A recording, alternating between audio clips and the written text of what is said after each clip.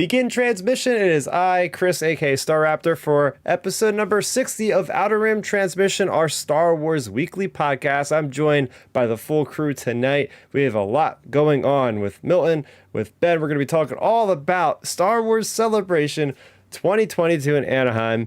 But that's not all, because we have the first 3 episodes. That's right. The first half of Kenobi is already out. So we're going to be talking in detail about that as well. And we're going to do all this in about 2 hours time. So this is going to be very fun and interesting to see how we can get this all done. I'm going to throw over to Milton, man. It's been about 2 weeks since we've hung out here on the podcast. What you been up to, man? How you been?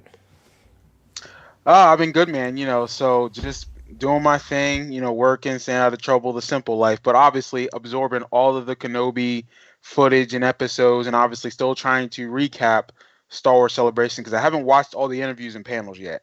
So I still need to go back and look into that. But no, I'm just looking forward to talking about Kenobi, and hopefully we can get into some of the darker side of Star Wars, as you people would say. So.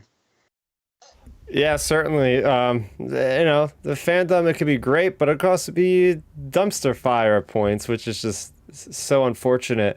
I'm also, even though I've been at Celebration, I've throughout the last couple of days as I'm editing a bunch of videos, because as you guys have been following the channel, I've been putting up almost a video every day at this point, maybe even 2 a day. I've been having the background of the YouTube Star Wars show stream going on as I'm editing my videos. So I'm currently on day 2 at this point. They're 7-hour streams. It's crazy. So for those of you that were home, you can join in and watch it. I know, Ben, you watched quite a bit of the live stream. Am I correct in that? Yeah, I had for me, I had the live stream, up when I could. And then, I've been just having it on in the background here and there, like when I'm working out and things like that. My only thing with the live stream, I felt like there was a lot of gaps in it, from what you guys were seeing certain things at Celebration, and then we weren't seeing anything. They would cut back to the other stage, the main Star Wars show stage. Yeah, stuff. Yeah, yep. So I don't know. It was kind of weird. Overall. Hey Ben, are you breaking up a little bit? Can you hear Ben? Yeah, you're breaking up a little bit. Okay, it's not just me. Stream. Yeah.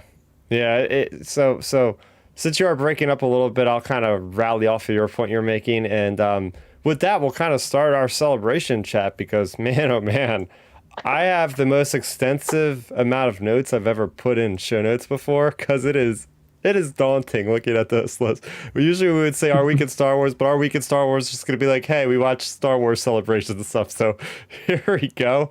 So I had gone to California for the first time, Star Wars Celebration.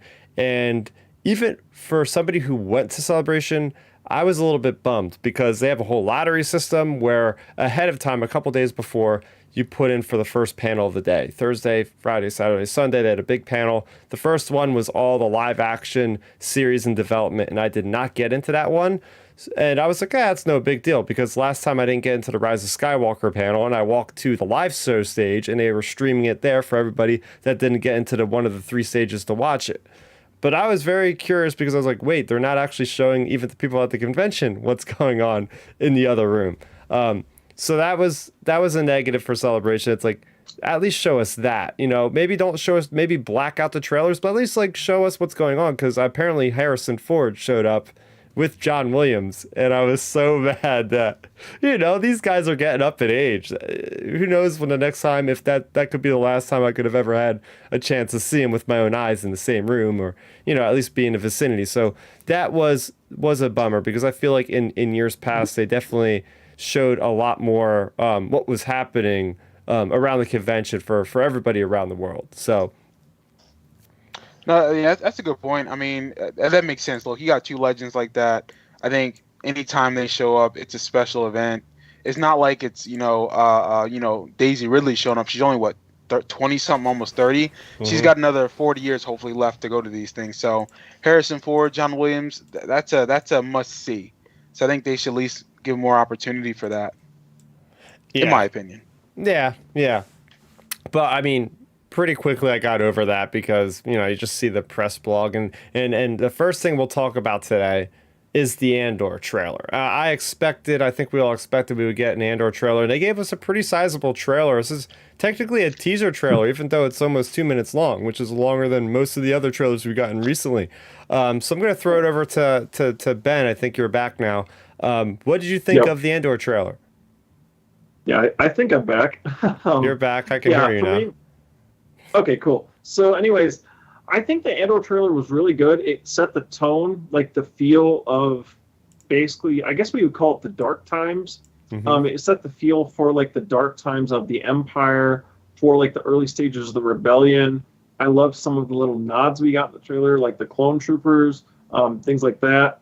And the one gunship or ship that was in the trailer, I think it was from Clone, or I think that was like one of the LATs, or I think they're called. But that was really cool seeing that, and I mean, just like kind of setting the tone, getting us back. I feel like the cinematography for it, I guess I would say it was color graded in a way. It looked similar to Rogue One, which was nice, and just really set us up for that tone of that show. And it's gonna be interesting to see once the full trailer comes out, because this is a 12-episode show, so we have a lot of potential content on the way for Andor specifically, just for that show alone. Yeah. So jumping off your point about the evolution of that LAAT, we see it was 5 years after Revenge of the Sith in Jedi Fallen Order. Saw Gerrera's crew was using the Lats for their own purposes, but it looks like they did kind of evolve them to a degree, which is what I love about Star Wars, especially in the dark times. We've seen it in Rebels, we've seen the precursors of AT-ATs, and we see how they are in Empire. So that's why I love like the concept design of Star Wars, just seeing the evolution of certain vehicles and things that are repurposed later on. I'm going to throw this over to Milton, and I think you might be excited about this as well. What did you think of seeing Coruscant in live action? Because that got me pretty hyped. About damn time. We need more of that planet. I mean, I don't understand. Like, I know in the prequels, they got a lot of love. And I think, obviously, we heard about this planet in Legends prior to the prequel. So it's like, once we got that, it's like, wow, this is a planet that needs to be explored, because there are multiple levels and multiple environments in Coruscant and around it. So why not give us more of this? And I'm glad that Andor is going to show that. I'm hopeful that they will. But I'm excited for this show. I like the trailer. It did what it needed to do. I think as of now, Andor is probably my next anticipated show, and I guarantee Ahsoka is going to be that next show. But right now, Andor has done it for me. I am locked in and ready to watch that show when it's premiering. Yeah, Ben was talking about 12 episodes, right? That's huge for Star Wars. We're so used to like these 6 to 8 episodes, even with Disney Plus in general, unless you're animated like the Bad Batch. But to have that sizable chunk of a series and to find out literally officially from Tony Gilroy, who was at this panel, saying, the first 12 episodes are like about a year, and then the next 12 episodes are going to catch up to about like a year or so before, or maybe not even a year, maybe even closer to Rogue One. So we know we're getting that like full, like, I guess like 5-year span of time up into A New Hope. We see lots of new characters. We see what is like the beginning of the hardcore rebellion. We see these people in this village, and they're hitting these different like instrumental type of things to kind of warn everybody like, hey, the Empire's coming. But we see I was actually very intrigued and very surprised how many new Imperials, how many new Rebellion characters we see. I mean, the only people that I recognize are Mon Mothma and Andor. So, I mean, yeah, I'll throw it over to you guys. I don't know if you recognize anybody else. I mean, I've only seen the trailer a few times, but, I think that's pretty cool to have a lot of new stuff, even in an era that we know is so recognizable. Right. No, I mean, I think it makes sense that we're going to get a lot more new characters. I'm okay with that, because we already had Rogue One, which set us up with, characters that we connected with. I don't need to see some of those officers that were just around in Rogue One. I don't really care about them. Mon Mothma, Andor, maybe Bail Organa, are probably the ones that we need to focus on, just because they're the ones that are like they're the primary people of the rebellion and did that getting created or started. So I'm cool with getting those 3, maybe 4 characters if someone else pops up. But I like new characters. We need to expand Star Wars characters, so I'm cool with it. Yeah. What about you, Ben? Final thoughts on Andor. I know this is like the shortest segment we've had with like a trailer breakdown, but I wouldn't even call it a trailer breakdown. And as I was saying in the pre-show, I'm sure we're going to get an official trailer, and then we will be sure to break that down like we've been in the past, frame by frame by frame. Yep. But we're going to keep like little 5-10 minute segments because I got about 30 things to go over here. So final thoughts on Andor. Yeah, I mean, I just think I'm excited for it. You know, we're getting obviously closer to it, and it's just, you know, it's just a new Star Wars show. It's something to be excited about, and it's nice because I'm interested to see where this show leads us, because think we have another season of Andor. There's different things out there about Kenobi. There's different things going on, so it makes me wonder if they're going to start building out shows in the dark time of the Empire. You know, other than say Andor and Kenobi. Like, what if we get another show potentially in this time period? Like, they might start building this out, because in that Vanity Fair article, that the really big write-up from a couple weeks ago, you know, it literally said like the rebellion is on TV, or like the rebellion is for streaming now, or something.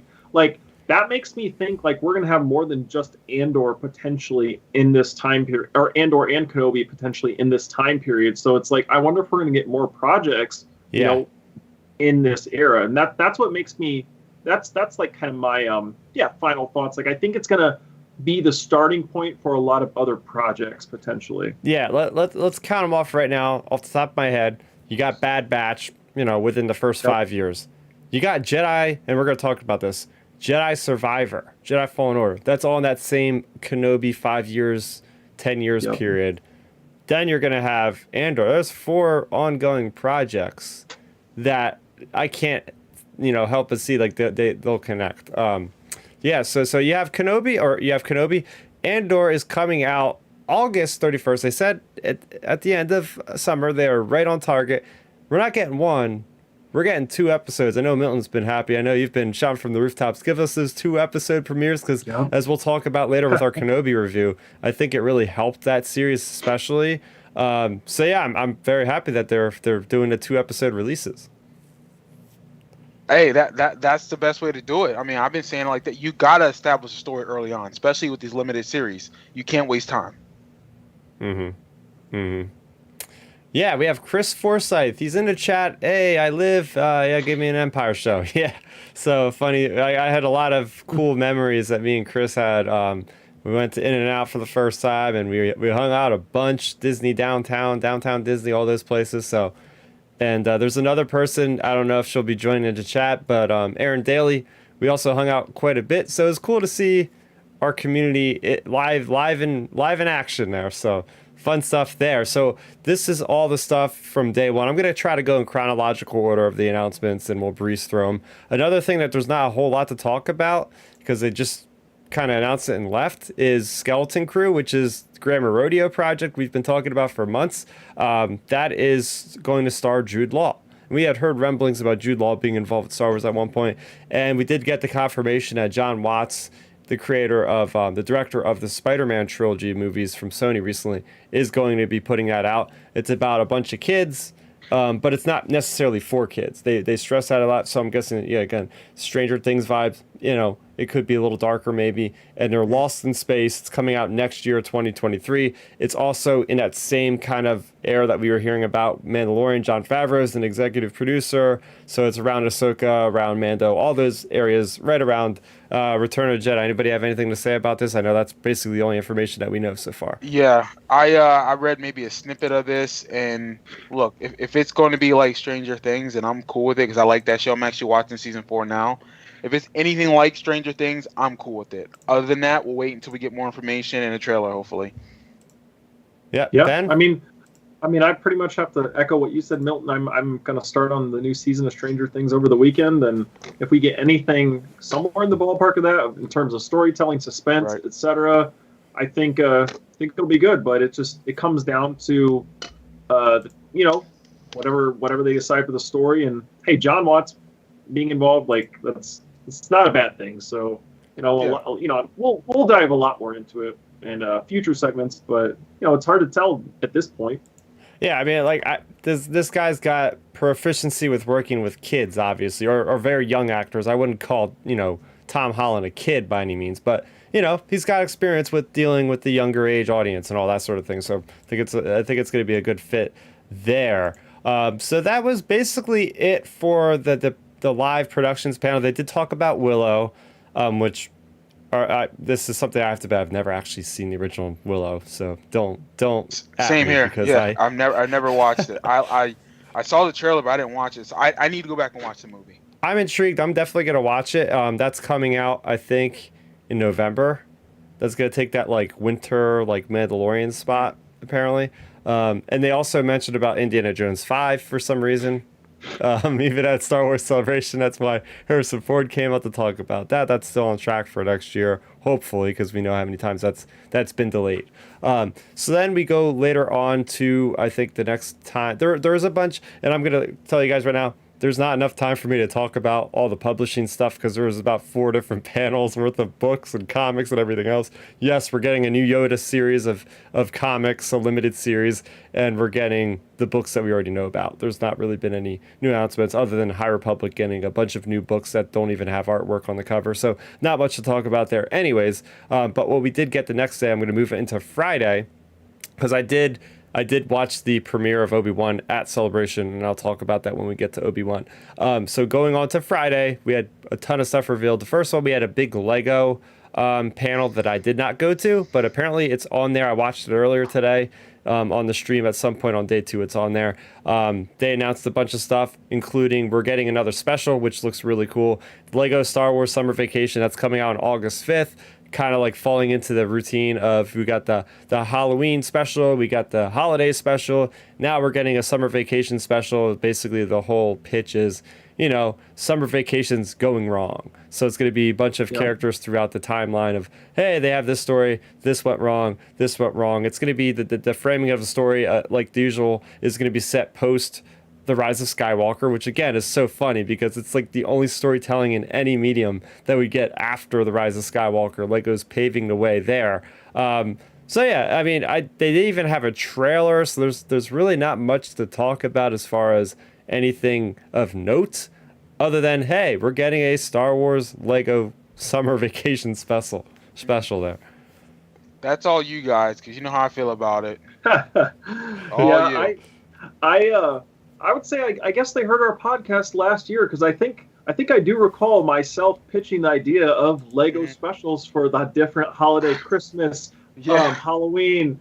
I'm pretty sure I even mentioned summer Lego specials. So you're welcome, Star Wars, because I talked about that over a year ago. Yeah, I'm about to say y'all need to cut Ben a check.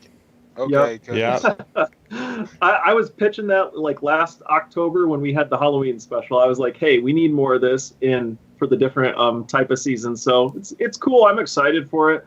It's just another hey, fun side thing for Star Wars. But nothing more than that, really. Yeah. So we do have another comment. Dark Nerdy Gonzo, also one of my con buddies. I didn't see him there, but I know he goes to New York Comic Con every year.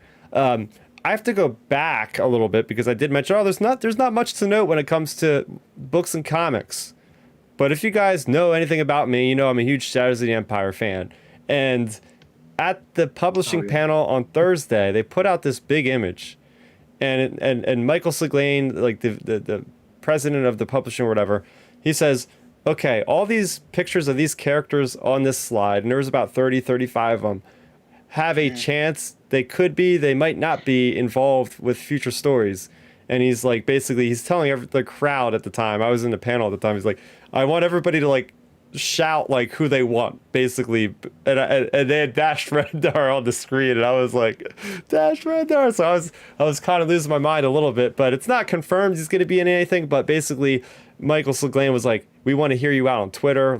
Anybody, if there's a character you want to see that you haven't seen that's from Legends or whatever, let us know, and maybe a future writer or somebody will pick up on that. So I mean, Zizor has already been confirmed in canon being the Crimson Raid, so it's you got one half of Shadows of the Empire, let's bring the other guy in. So that was just something I just had to throw in there because I know there was not much to mention other than that I completely forgot about.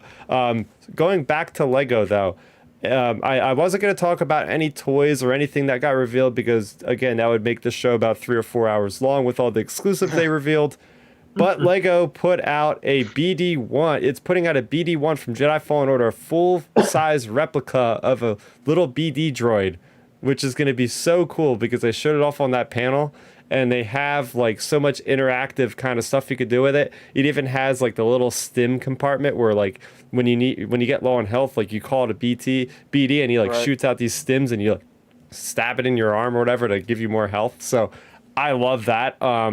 And I've been looking for more BD merch. And in fact, like I had to build, like I showed you guys last time, I had to build my, you could probably see in the background, my 3D printed BD-1, which miraculously made it back from Celebration on the airplane, but it did not look pretty getting there.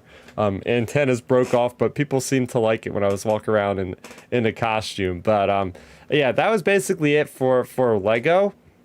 But again, speaking of Jedi Fallen Order, this was a little bit interesting. So going into Celebration, I found it very suspect that there was no official panel for like a Star Wars AAA game. They had Hunters. I don't consider that really a AAA game. So on Friday, just randomly, they just dropped the trailer for Star Wars Jedi Survivor. Out of nowhere. They're just like, here you go, guys. It's like, oh, okay. Because we did hear we're going to get some information. So they just shadow dropped this trailer. It's about a minute and some change. It looks very dark, very ominous. It's got like the Stinger Mantis that's been like destroyed. And there's this Utapau guy. Maybe Ben or Milton, you could tell me. I don't know if that's the Grand Inquisitor or if it's just another Palin. But he definitely doesn't sound like the Grand Inquisitor. I don't think it's him. Yeah. No, I would guess it's just someone different. I would say. Okay. So anyway, I mean, it's very intriguing. There's no information. It's just coming out in 2023, but it's worth telling the people about if they haven't heard it. So there you go. Yeah, I mean, look, I watched the trailer for the game, and again, I have the first game literally downstairs in front of my TV. So once I get the opportunity, I'm going to play Jedi Fallen Order, and I know you guys told me it's a good game and I will like it, and I think I will like it. From the trailer itself, it looked good. It had very dark feel to it. I am hoping we get newer characters, newer story, just expand that whole darker times of Star Wars. So I'm excited for it. Hopefully it holds up to the first one because I heard people praise the first game. They said it's probably the best Star Wars game since Disney took over. Oh yeah, without a doubt. It's got the best gameplay, the best in-depth design for lightsaber combat that I think they've ever made for any Star Wars game, period. It's up there with like Jedi Outcast, which I think up until this game had the best Jedi combat. I did get confirmation thanks to Dark Nerdy Gonzo. It's confirmed that Palin is confirmed to be an Imperial senator.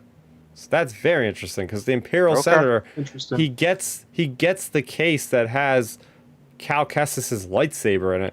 But then earlier in the teaser trailer, there was like a dark robed character with a red lightsaber. And now some people are like, oh my gosh, is that Darth Maul? I mean, the time frame could add up. It could be Maul for all we know. Yeah. I'm just hoping that they get Galen Merrick, aka Starkiller, in there because it seems like that would be such a good fit.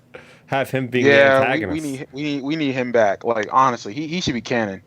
I told you before, they can legit make that character canon. There's a way to do it, even with the current stories of Legend or quote unquote the Force Unleashed. You can still make him canon with those stories. Just tweak some stuff because his story can lead up to the Death Star stuff when that got created or whenever like that was in that process. But you can tweak it to make it work.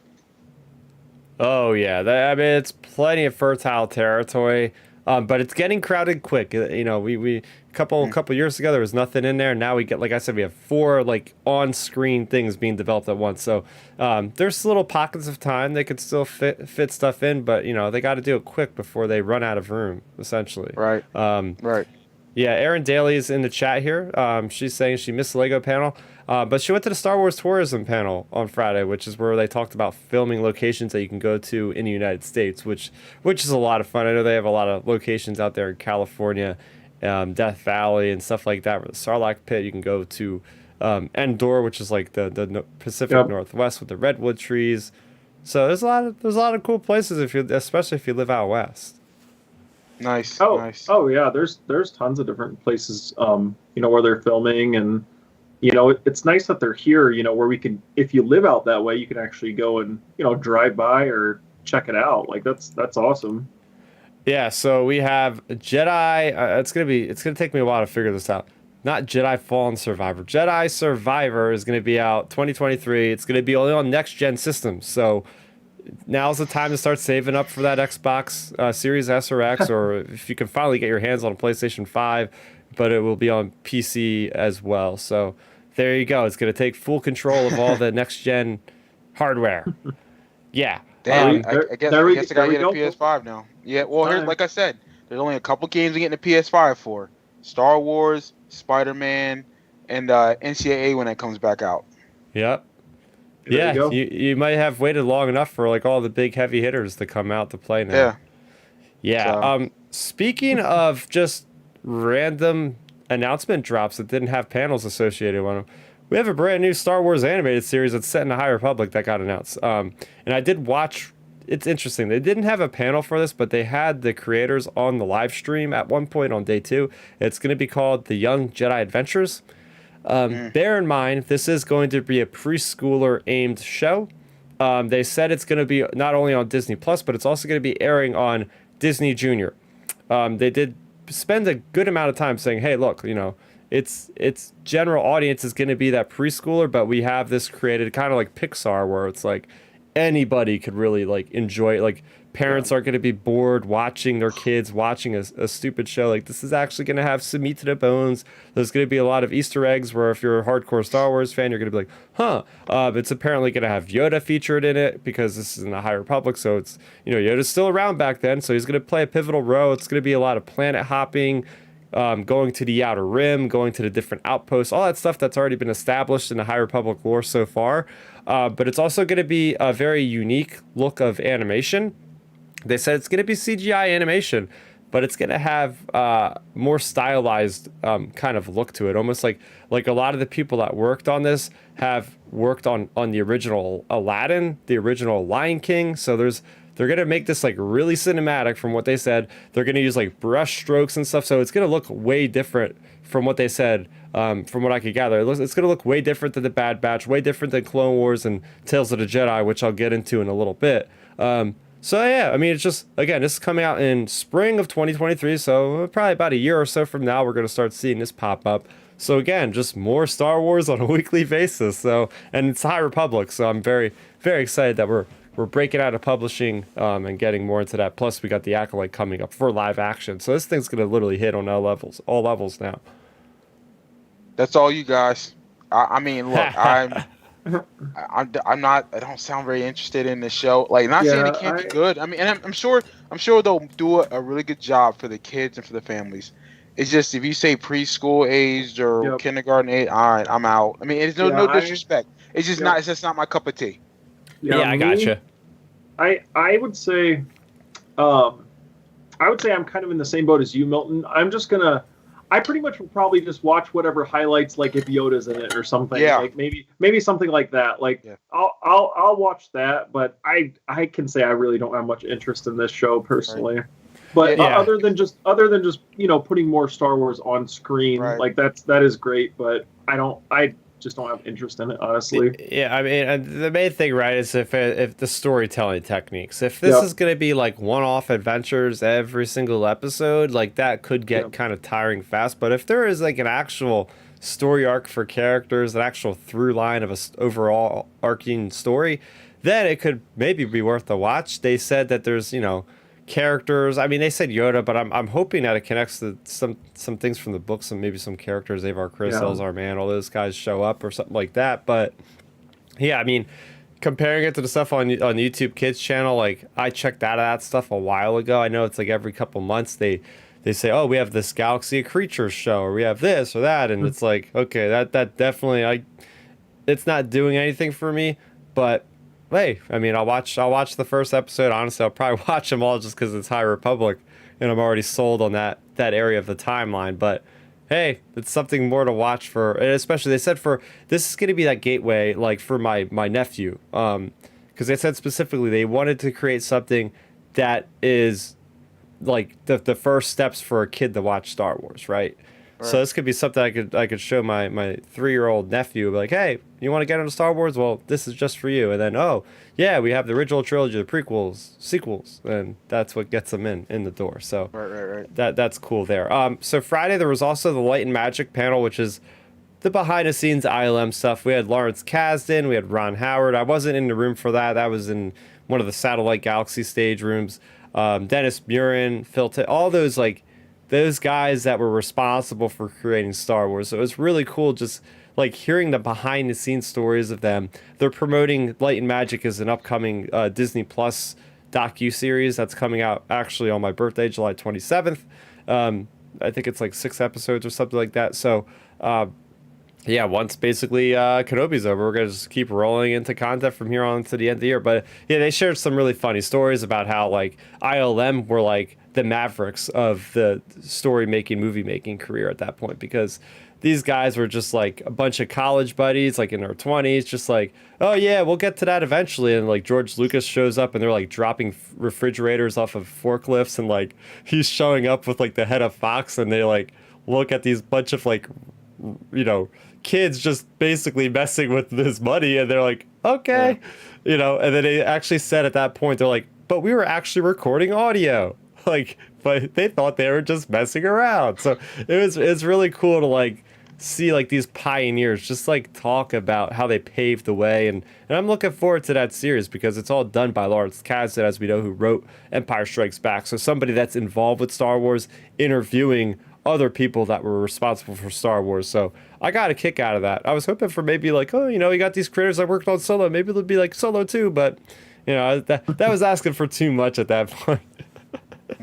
Yeah, this sounds interesting. I mean, look, I think anything behind the scenes, I've always been fascinated with. You guys know I love the documentaries for Star Wars. I love the movie making process in general. So when it's Dennis, Doug, you know, who's the head guy who did who created Photoshop? Who's over there? Or not Photoshop? Oh, I know who you're talking about. Oh my God, you know exactly he created what I'm Rogue talking One. about. Yeah, he was the concept behind that. That guy, I forget his name, but all those guys, you know, Ralph McQuarrie, God rest his soul, if he was around, you know, like hearing their stories about their impact on filmmaking today, I would sit down. John Knoll, there we go. I'd eat it up the whole way because I love hearing about how they came up with new techniques and how everything was so new. And we wouldn't get, think about this, we wouldn't have Marvel and DC movies the way they are today without Industrial Light and Magic, without Star Wars. Star Wars really has paved the way for comic book genre to take a page off the book to put it on a screen for us. Like we wouldn't have that without the foundations and roots of what they did with just A New Hope. That's what they were talking about in the reels they were showing. Like, there's plenty of Marvel stuff, Jurassic Park, like bringing a freaking dinosaur to real life, like the T-Rex in the original, like all that stuff came from ILM. You just don't realize it half the time. But like Harry Potter, like every one of those tentpole series uses ILM. Yeah, Pixar. Yeah, Pixar was another ILM. Well, yeah, I guess to be ILM creation. You know, Pixar. People forget that Pixar was George Lucas's thing. You know, so. Yeah. Yeah, go ahead, Ben. Oh yeah, I mean, I was just gonna say real quick. Yeah, like pretty much all the points you make, Milton. Like, you know, you pretty much have the same views on it, like as we do. Like, you know, we love this behind the scenes stuff. It's all really great. And you know, as you even mentioned, Chris, as well. Like, you know, Jurassic, their impact on Jurassic Park. Like that was one of the biggest things, you know, Spielberg's talked about with Jurassic Park was like, you know, for getting that first T-Rex and Brontosaurus and those things, like that was the breakthrough at ILM that made those movies work. And without ILM, you know, those movies don't work. And, you know, it's funny we're talking about that because just here in a couple weeks, you know, basically the final movie, you know, the big movie is coming out with all the original cast, you know, into the next Jurassic Park movie. So it's like, it's crazy to see that, you know, ILM's touch has touched so many different things. And, you know, now there's this franchise that's been around for literally 30 years having their, 5th or 6th movie coming out in a couple weeks because of it. Oh, yeah. Oh yeah, it's and here's the thing. I love, and I'm talking, I've been to a lot of panels where they revealed trailers for things coming out. But it's great, like you were talking about, Milton. You like those 2 weeks ago. You love the panels where the actors are just talking about their Yeah. experiences with different things. So again, like I liked learning about how these people conceptualized Star Wars, like what was going through their mindset for pioneering something that didn't exist before, the techniques they use, different cameras, all that. This 6 episode docuseries is gonna be awesome. Absolutely. Speaking of behind the scenes stuff, I got a chance to be in the room for the 20th anniversary panel of Attack of the Clones. Ben, I know you watched it live. That was awesome. So I wasn't a big fan of the Phantom Menace 20th anniversary panel because I talked about that before. It just didn't have enough bang. But this one started off with almost like a feel of the Django and Boba Fett show because it was Tamora Morrison, it was Daniel Logan, and you could tell like how much of a relationship these two built up. They're both from New Zealand, and basically like he was like a father to Daniel Logan. Tamora Morrison was like basically he called him dad. He was like they really had a tight bond, and it was just great to see them going back and forth. And then with about 20 minutes left in the panel, they brought out 2 seats, and then Hayden and Yoon walked out. And I was getting nervous because I was like, those guys are here. Why aren't they on this panel? And they surprised us, and they brought them out. And man, oh man, like Hayden Christensen got a standing ovation in front of like 5,000 people. We were just going off the wall. Like it was awesome to see him really like shining in the limelight from all those years of being cast down and everything else that happened to him. But it was just great seeing those two talk. And again, them too, like they were basically brothers. They worked for years together, like nonstop between Attack of the Clones and Revenge of the Sith. So they literally built like a real life brotherhood, just like the characters. No doubt. And here's the thing. I haven't even watched that part of the panel yet. I need to. Like I said, there are things I still need to get to. But I actually low-key appreciate Attack of the Clones. I know people always say that's like the weakest of like the prequels or the weakest of Star Wars. Honestly, when that movie's on TV, I stop and always watch it. I don't know, but it always pulls me in. And I think it's just an appreciation for like what that movie really is. It's actually a really good story, in my opinion. And I'm glad that they actually are showing great appreciation at this 20th year panel. So I'm going to go back and check it out.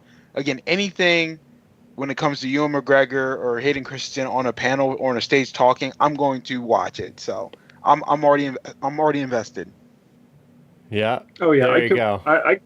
I completely agree with you on that, Milton. Like I think Attack of the Clones is one of the most underrated Star Wars movies just because of I think the story's good. I think there was just too much of a stigma build up around the movie over the years of like, oh, Anakin's cringy lines or oh, that sort of stuff. Like there are cringy lines, don't get me wrong. There 100% are.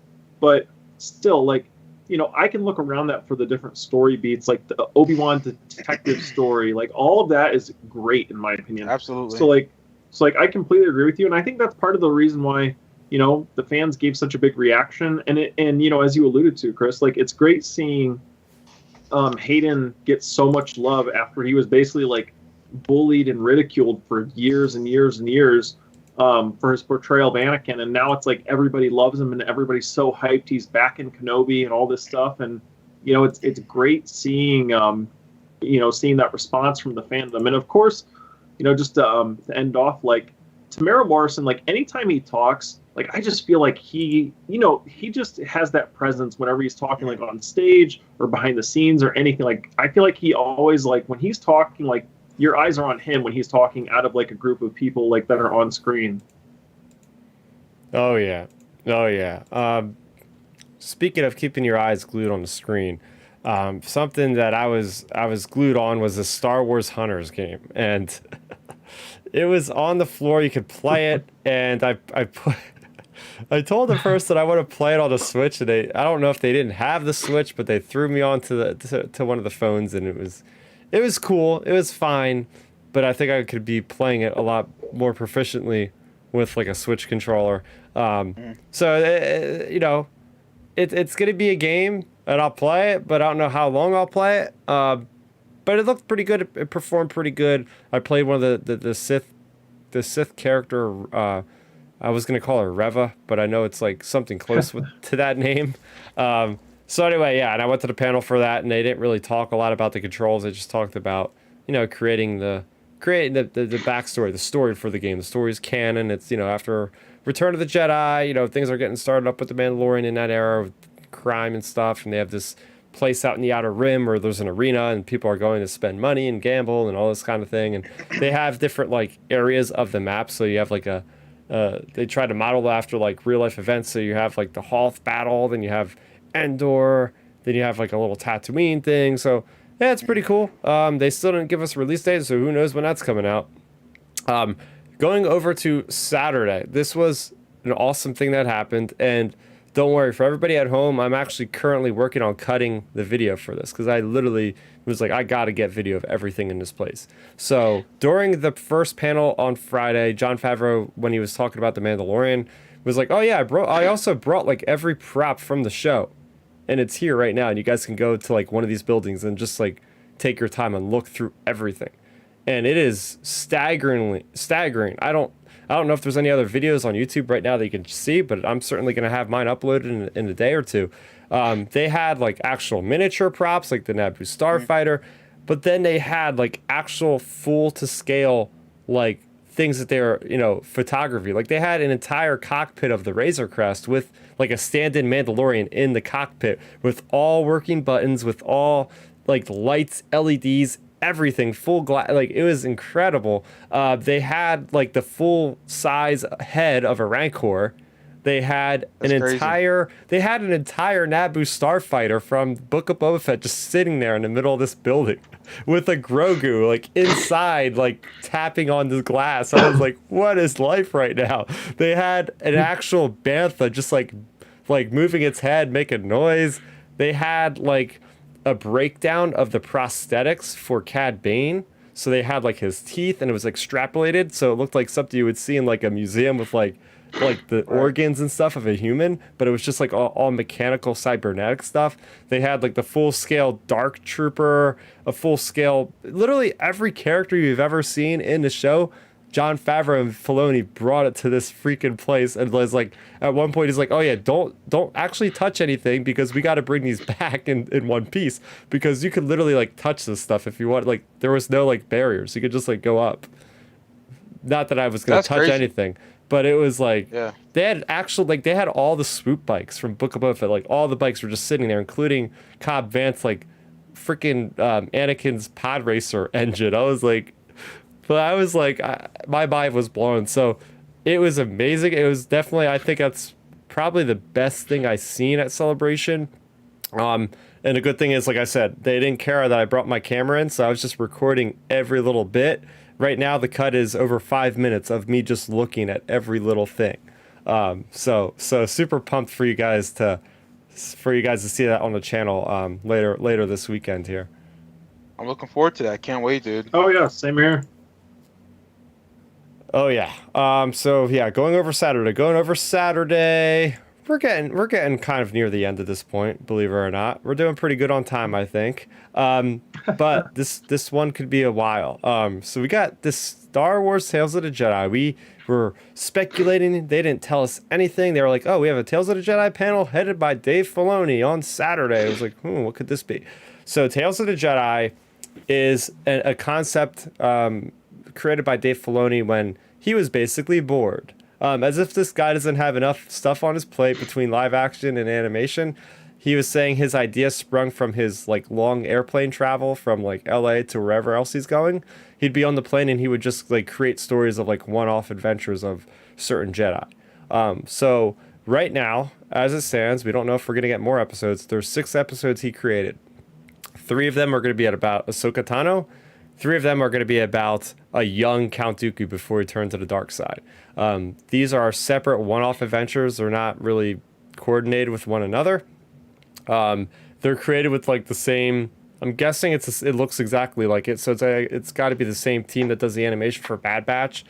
It looks awesome. They showed us the first episode. I don't know if it's the first episode. They showed us an episode, which I would say was almost about the length of a Bad Batch. I mean, I don't know. I didn't sit there and time it, but the first episode was really neat. It's all about Ahsoka as an infant and how she basically her mother. It's all about her mother too, and they're like with all their Togrutan people, and they basically she gets stolen by a creature and uses like the Force as an infant to like calm the creature, and then the seer of their people say basically Ahsoka is Jedi, and then that's basically how the episode ends. So like each one of these adventures is going to be like a big moment in the character's life. They did show us a trailer that gave us other looks of different episodes. Like we have an Ahsoka episode with Anakin, and I remember months back we got confirmation that Matt Lanner was recording more animation, different things. They have an entire episode looks like the Clone Wars. They have Obi-Wan in there, Mace Windu in there, they have Anakin in there, Ahsoka with troopers. It's crazy. And then it blows my mind that they're doing a Count Dooku with a blue lightsaber. Count Dooku, not only that, they're getting Qui-Gon Jinn back in action. Qui-Gon Jinn voiced by Liam Neeson and his son. It's a Qui-Gon that doesn't have a beard. Yep. It's crazy. And there's like a Sith character in there or something. It blew my mind, and it kind of sucks because they didn't release any of this to the public. You guys could probably find a video somewhere to watch it, like off somebody's cell phone. But I'm sure they'll release it. D23 is coming up at the end of the summer, so I would assume that they're going to release maybe more stuff there. But based off what I just said, I'll throw it over to you, Ben, first. What's your initial impressions about all this? I'm super excited. I mean, the whole idea, I figured Dave Filoni being involved, we get something Ahsoka related just because that's Dave's character. So that was no surprise. But the big surprise for me was Count Dooku and Qui-Gon. I think, that's something fans have been wanting in terms of like on-screen presence, and that's what we're finally getting. So that's great. And then the fact that Liam Neeson's involved, that is like a major plus, because anytime you hear Qui-Gon, it's like you want it to be Liam Neeson, especially because, I mean, gosh, the guy still sounds like Qui-Gon. Like, just him doing the voice is going to be incredible. And then another little fun fact, I'm not sure if you saw it, Chris, but did you see who is playing Ahsoka's mom? Oh, yeah. Iden Versier herself, Janina Kavankar, was on stage, and it was a blast. She was really excited. She even got like kind of emotional actually on stage at one point. Yep. Because it's like, so man, all this responsibility, like Ahsoka's such a beloved character, and now she's playing the mother that translates all the because the mother taught her a lot of lessons. It was a really, so if I can go into a little bit more detail, if you really don't want to know anything about this short, just maybe fast forward like 2 minutes. But what I liked about the short, because they are shorts by the way, is it felt more like a tone poem. And even Dave Filoni was saying this. He said a lot of what George Lucas did in Star Wars was like create tone poems. So there wasn't a lot of dialogue at all. But there's this really profound moment that happens in this episode they showed us where, the mother of Ahsoka takes her out on the hunt. And they're going to hunt. She's going to hunt like this big animal. And she shoots the animal. It's like this deer-like creature. And it wounds the animal. And she purposely like wants Ahsoka to see life and death. So even though Ahsoka's literally an infant, like in a little like baby, in like a Grogu carrying case thing on the mother's chest, like she takes out a knife and literally like stab. They don't show it happening, but what happens. She takes the knife and kills the animal when it's in pain, when it's wounded.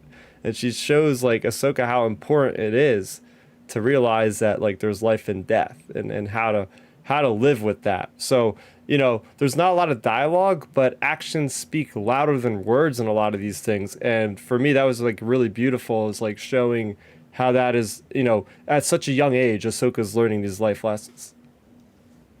No, it sounds very fascinating. I mean, anything Dave Filoni does, I'll be interested in watching. I'm curious to see the Dooku, what they're going to do with him. I mean, how they're going to show these shorts and just what are they trying to establish with his character at a younger age? So I'm curious to see what they're trying to do with that character. Yeah, Duke. It's funny because how Dave Filoni plays so coy all the time with the audience whenever he's talking, and like he's always like teasing us and everything, because he was saying like, oh, I showed you guys like the really happy episode. He's like, you guys don't know what you're waiting for when it comes to Dooku. Like it's gonna be really dark. He's like, it's gonna be way Right. darker than you would expect. So I'm like, it's interesting because they already have the audio drama that Cavan Scott wrote, which I love. It's a great story about how Dooku just like leaves the Jedi Order. So I don't know how that's gonna tie in or not, but yeah, I'm very curious that there's pre-Phantom Menace stories where we're starting to branch out a lot more now. So Oh I yeah. mean, yeah, go ahead, Ben. Oh yeah, I was gonna say just real quick, just the fact we're getting more pre-Phantom Menace stories. I like that around that time period because we just haven't really got that. Like not saying like of course High Republic's a few hundred years, but shortly before Phantom Menace, like 5, 10, 20 years, like that's gonna be really interesting to see how it plays out. Yeah, and just talking about the show overall before we move on. Now, with Dave Filoni so caught up in productions of live action and animation, I mean, he's the spearhead. But before this whole Tales of the Jedi, I love the format of this, and I hope that it can continue. I know he's busy. I don't know if he's gonna do more of these because all we know is we have 6 episodes. But I mean, they could just go on with this for years and years and years, and there doesn't ever have to be a stopping point because there's no set in stone. Like, oh, it's the Clone Wars that has to eventually catch up to something. They can Mace Windu. They could do something on Obi-Wan as a youngling or something. Like they could just keep going and going and going. So hopefully enough people watch this and make enough noise about this to like let this be a yearly annual thing. We get like maybe 3 to 6 episodes per year. Yeah, because the animation looked absolutely incredible. The animation, like the whole thing's done. They're just waiting to release it in fall at this point. So there you have it. We have another Star Wars anticipated series for me coming out. Moving on, more from Saturday. This was another panel I wasn't in. They had a Mando Plus panel. They talked a lot about Ahsoka. Apparently they dropped the teaser trailer. Yeah. I don't know if you've seen the teaser trailer, Ben, because it leaked online. But the main thing that I've seen coming out of this that will concern most people is Sabine Wren is officially confirmed to be played by Natasha Burdiso. And this show, as we probably already assumed, is coming out next year. Yep. Yeah, I saw the trailer. As soon as the Ahsoka panel was happening, I was just refreshing Twitter, and of course, it leaked. And like that's another thing too. I just wish Star Wars would, even just after Celebration, like they should have just this week just dropped those trailers they released, because to me it's like it's better marketing just to drop them yourself than let it be a cell phone video. But the trailer looked good. It basically just showed, it was only like maybe a minute long. It showed a couple just like standard like exterior shots of like environments and stuff. And it looked like it was kind of like exotic type planets type deal, like, jungly looking. And then, there's a shot of like Ahsoka where she's just kind of like turning her head and like looking at something. And then at the, one portion of the trailer, you see like Ahsoka and you can see like Sabine walking up, and then you can see just Wow. like you can just kind of basically see like the butt, I guess you would say, of which presumably is Hera. It's another woman walking, and it looks like they're walking up into the ghost, and that's pretty much, that's pretty much what it was. And like Ahsoka, it's like Ahsoka standing in the foreground, then it's like Sabine more, and then you see like a woman walking up into the ghost. So it's like basically. You could tell, especially the way the shots look. Given it's a cell phone video, but the way the shots look, you can tell it's very, very, very early production, which adds up because they only started shooting like 3 weeks ago. So yeah, that was really cool seeing that. And then like the end of the trailer, they showed like a mural thing, like an animated mural of like the Rebels characters. Like it showed like a picture of Hera. It showed a picture of Hera, a picture of Ezra, a picture of Sabine. Picture of Ahsoka, it was kind of like paying homage to those Rebels characters, and that was pretty much the trailer. It was really good. And then the fact that the actress playing Sabine, it was great. Her little interview she did with, it was either Vanity Fair, they retweeted the clip, or might have been Hollywood Reporter, whatever. She said she got the role like it was like a year and a half ago. Damn. Which is interesting. So to me, it's crazy. She's been Sabine for that long, and she was talking about how, like as all the Star Wars actors do, like, how she's had to keep it secret around so many people when it comes to that sort of stuff. And yeah, it was just really good news. And now we have Sabine in live action. Yeah, I'm thinking maybe they hired her so early. Maybe she appears in Mando season 3 first, which is coming out in February.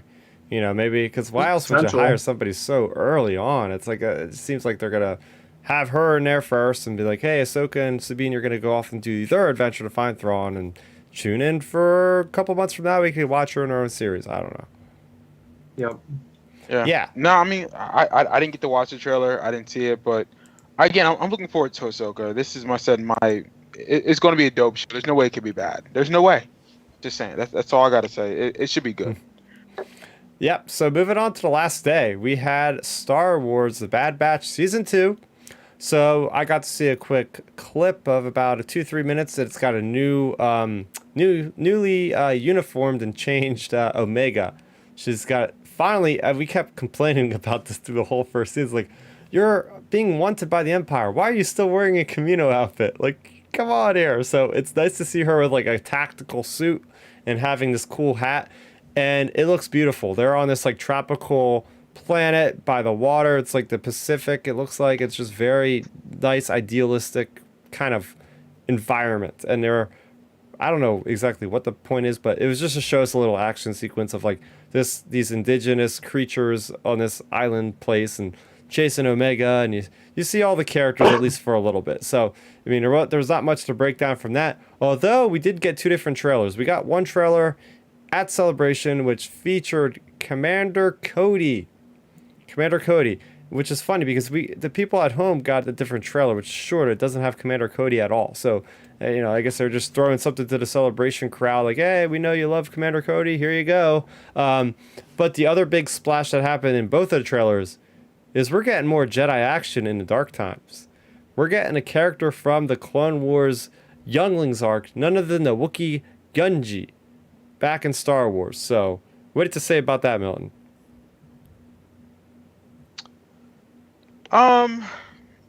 Look, I'm ready for the show to come out. I'm just Bad Batch was weird for me last year. We talked about how it was very up and down for us. Mm-hmm. So I loved the premiere.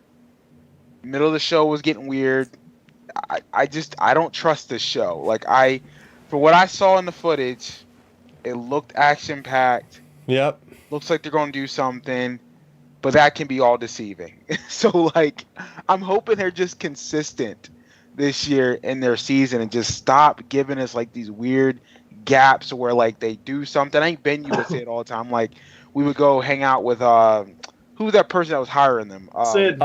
Sid is it's back like, too. I've seen her in the and trailer. I saw that. I'm like, why is she even in this? I'm like, whatever, but I don't know. I just feel like they're going to do that weird stuff. But I'm like, okay, I like the action. What I saw, this show, I got to just watch it. I'm gonna try not to be negative right now. I'm gonna watch the show for sure with you guys. You know that. I just hope it's consistent. That's the biggest thing for me. Yeah. That's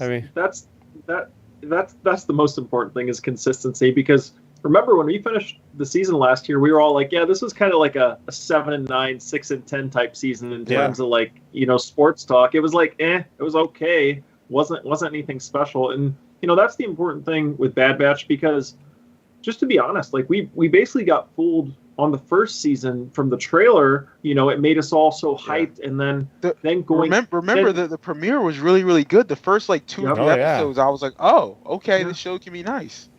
Well, the epitome of all that was, me. I'm the 3 a.m. Star Wars person here, and the epitome of all that, going into like I believe it was the 14th. Yeah, it was the 14th episode. I remember it specifically. So going into it, the titles had leaked. The title was infested, and my best friend was like, "Dude, don't stay up. It's gonna be bugs. I'm telling you." And I'm like, "No, it has to be something related to the clones and Order 66 and stuff."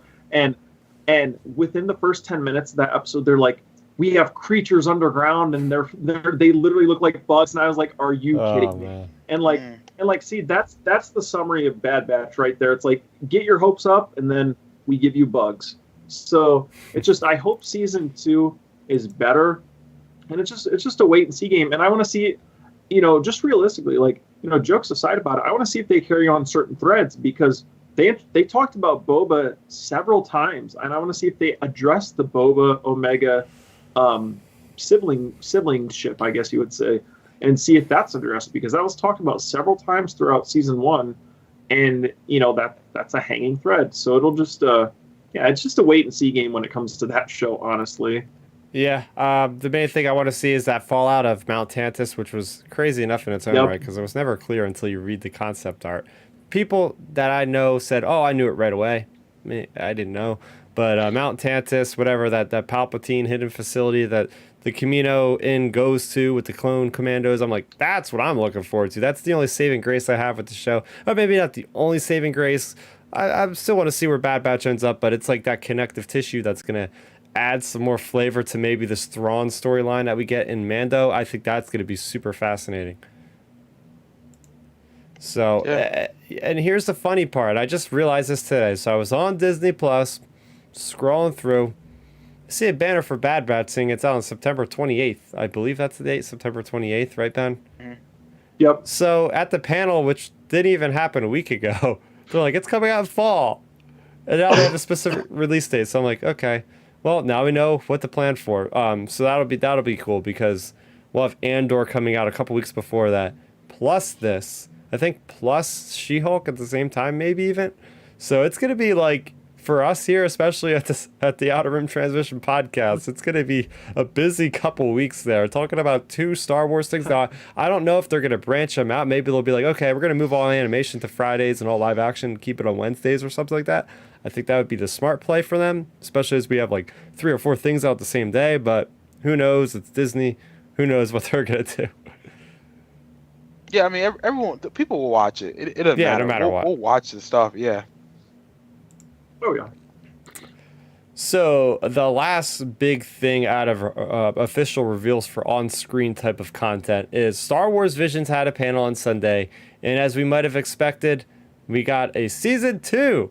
Really excited for that, because we all loved Star Wars Visions. Now, I loved most of it. I wasn't a big fan of the Twins episode, as you all know, because I'm not a huge Dragon Ball guy. But this is the exciting thing, guys. So it's coming out very soon in spring 2023. Well, I say soon, but hey, it's within a year, I guess, at this point. But the cool thing, unlike the first season, they are expanding to the entire world. So we're gonna have animation styles, of course, from Japan, but also from India, the UK, Ireland, Spain, Chile, France, South Africa, and California. It's like, holy crap, this is gonna be cool, man, because all these different animation styles.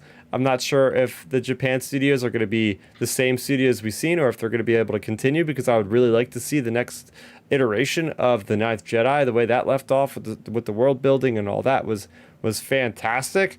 But it's great to see like this.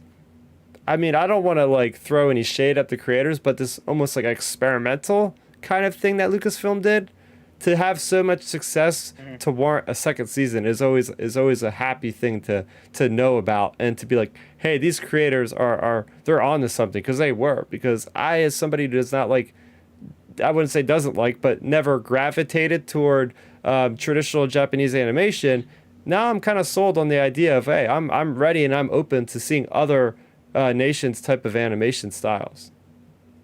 Yeah, I mean, I think it was successful because they're hitting a different market that love Star Wars too. I mean, now, like just because it's Star Wars is an American property, quote unquote, like people love it in India, they love it in Chile, they love it in Brazil, and for them to get their own spin on it and to say, hey, this is us now too, we're a part of Star Wars officially.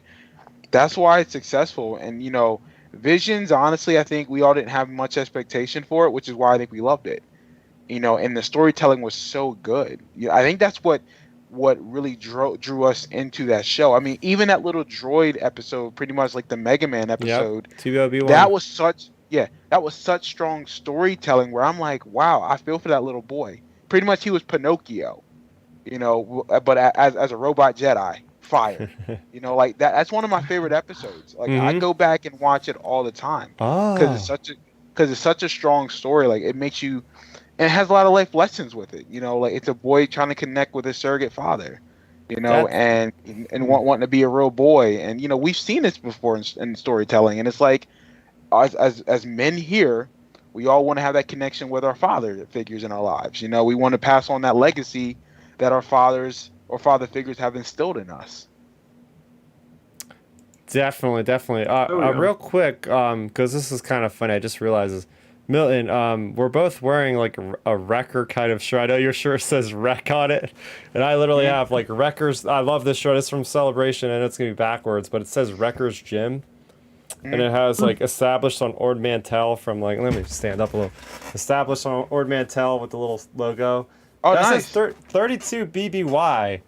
So I'm like, okay, I guess they're going back to the birth of Wrecker or something, but Yeah. anyway, I had to pick up this shirt. I was like, this is too good, man. That's tight. No, this is Yeah, actually that is pretty sweet. this is a wrestling T-shirt. This is a wrestling one. It's Roman Reigns, I think. Yeah, wreck everyone and leave. So, Nice. all I do is wear wrestling T-shirts when I'm not like working. Yep. So yeah, of course I picked up that was basically my recap of everything with Celebration. I picked up not as much as you would expect. I didn't actually pick up a single action figure, which is crazy because I was looking at a lot of them, but I was so busy that the last day is when I actually went around and I shopped and I bought some things, just mainly t-shirts and different things.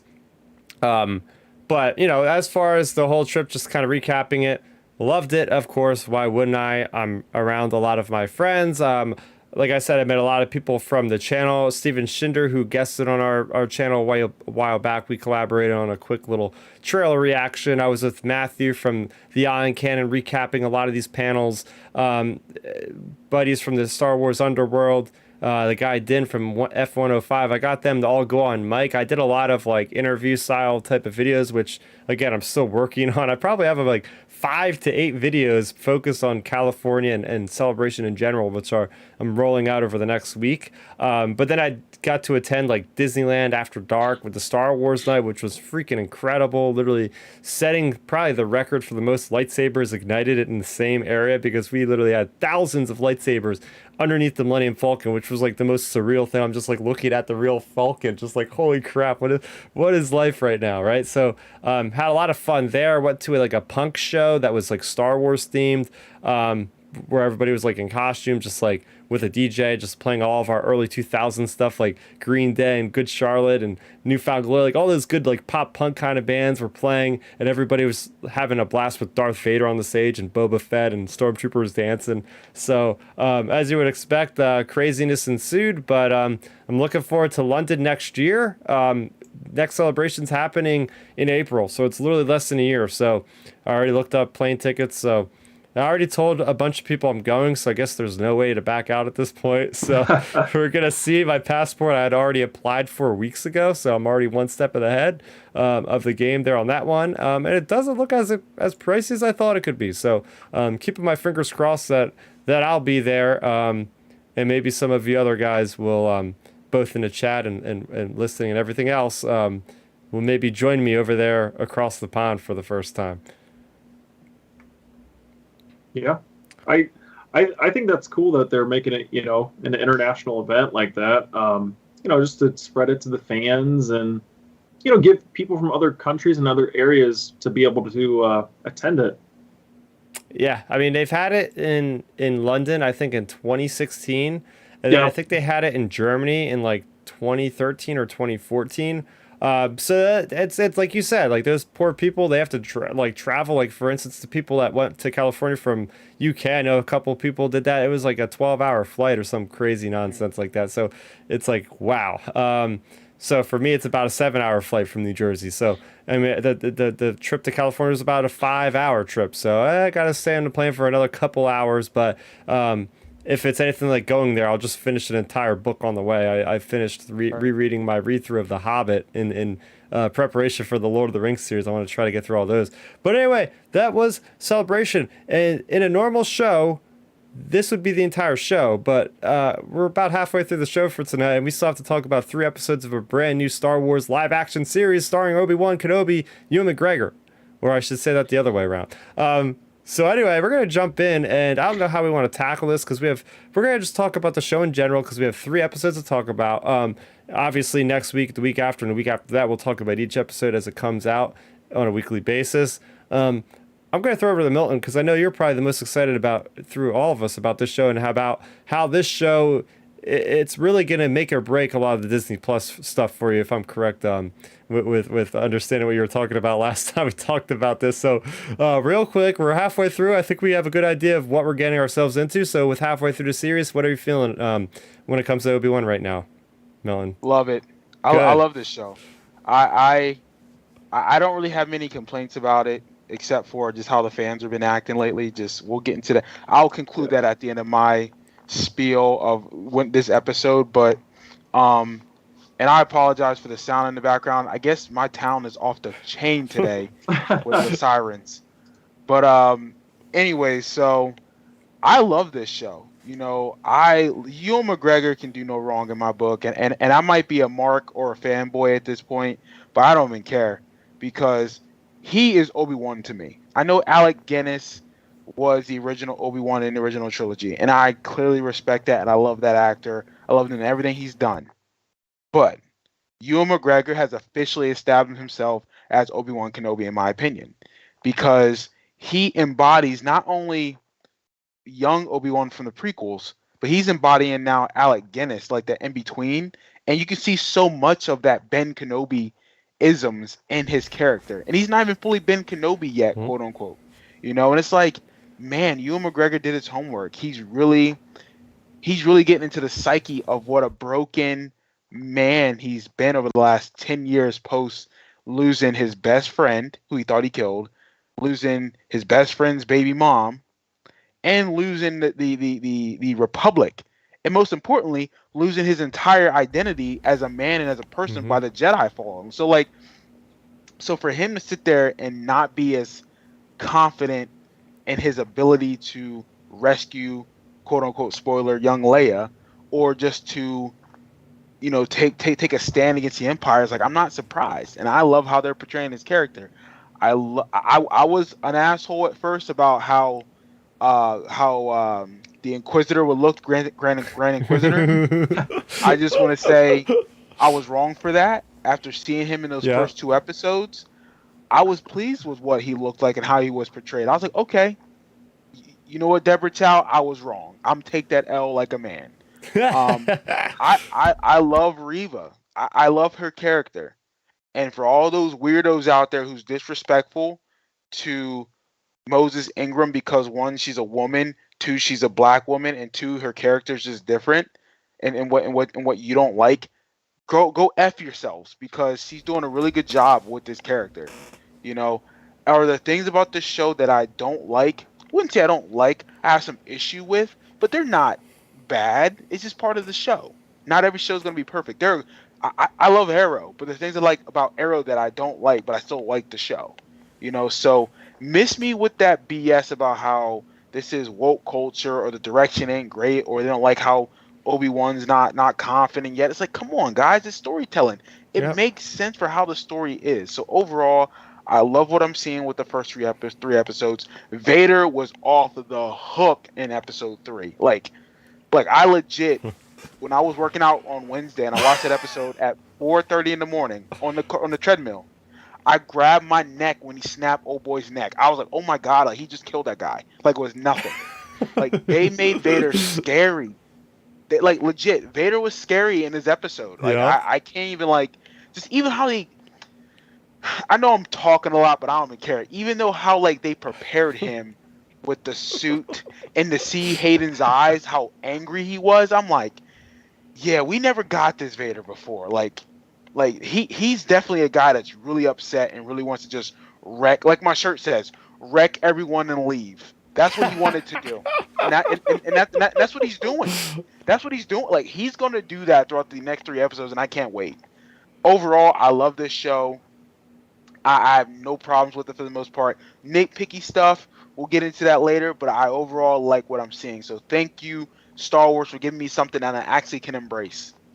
Wow, I could just feel the passion, man, come rolling Yep. off of you. That was so good. Yeah. Um, And like yeah, I haven't really said much to you guys in the chat about it. Like I think I no, said the first day, like how dope the first couple minutes was, but then I purposely haven't said much because I wanted to talk about it here because this is what we needed. This is the Star Wars that we Yep. needed. If you're going to tell stories about characters that we love, do it this way because yeah, it works for me.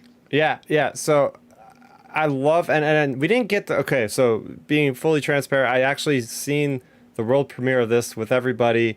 There was a red carpet. There was like only a certain amount of people let in. All thanks to Erin Daly. She's commonly in our chat. She's there right now. Her friend didn't want to go for some reason. So she gave me her wristband, her friend's wristband. So we both went in there along with my friend Matthew from the Canon podcast.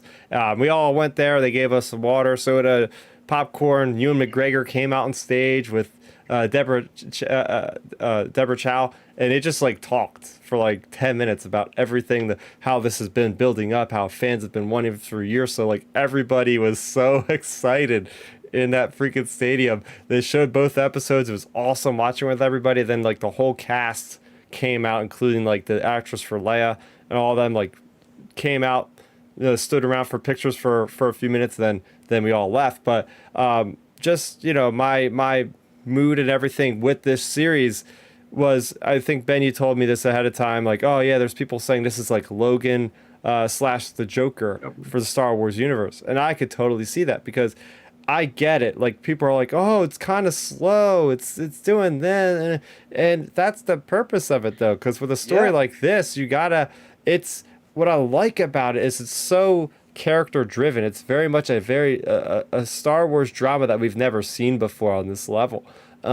It's artistically done, and like Milton, you said, it's not perfect. There's a couple gripes I do have with it, which we'll get into. They did not show us, and what I was going at, they did not show us the recap at the actual viewing. They didn't show us the recap, but they have a beautiful recap. I was watching this with my mother Love the it. other day, and I was like, oh, this is perfect for her because she hasn't watched those movies in 20 years. So they just perfectly encapsulate the adventures that Obi-Wan and Anakin went on up until what happens, and it really feels like, and even the way they started the first episode a long time ago in a galaxy far, far away, they have never done that with anything else on Disney Plus. So for Right. me, this feels almost like episode 3.5 with the magnitude of the storytelling, the cinematography, and everything being so heavily used from the prequels. This feels like it is the aftermath. Everything that has happened, you're getting to see. I love this format of storytelling where it's a long form of storytelling. You can't get this in a 2-hour movie. I'm happy that they decided Exactly. to not do a movie and break this up into 6 parts because we're getting those things like Padme and how Obi-Wan's feeling about that. And just to see the performance of Ewan McGregor, and now I feel like I'm taking over the whole show here, so I'll let you talk, Ben. The last thing I'll say is just like the performance by Ewan McGregor, that down and defeated Jedi who feels he's so responsible for many Right. different things, as you put it, Milton. Yeah, I love it so far. I'll throw it over to the Ben. He's experiencing trauma. Like it's trauma. So for all those, and look, I work in, for those who don't know me, I work for my local government here, our county government. I work in child welfare. So I deal with a lot of parents and adults and kids that experience trauma. Okay. I see this in Obi-Wan. He experienced a significant trauma that he still is dealing with for 10 years that he hasn't dealt with properly yet. He even says it. He's like, I'm not the same man. He's not who he is because he hasn't handled it yet. He hasn't faced his trauma and worked through the problems. It makes sense why he's like this. So, and I'm sorry to interrupt, Ben, but this is like, I wish people to understand, like, go back and study how trauma affects not just kids, how it affects men. Mental health is such a significant thing in our country now. I love how the show is diving into that. Oh yeah, this show, it's done a really good job on that. I mean, before I dive into my point though, I would like to point out. I mean, I don't like to say I was right or anything, but I was right. I mean, I was definitely in the minority shouting about. I think the Grand Inquisitor is going to be just fine when we get to seeing him in person, and here we are. So, woo! No, you were like, and I think I think I might have mentioned that to you guys. I was like, yeah, I was wrong. Like, he looks good. So I remember telling my brother this. I said, yeah, I'm pleased with him. No, I'm just playing with you, but But yeah, I mean, now the fifth brother, on the other hand, is awesome. I love that. Yeah, I seen you tweet about that today.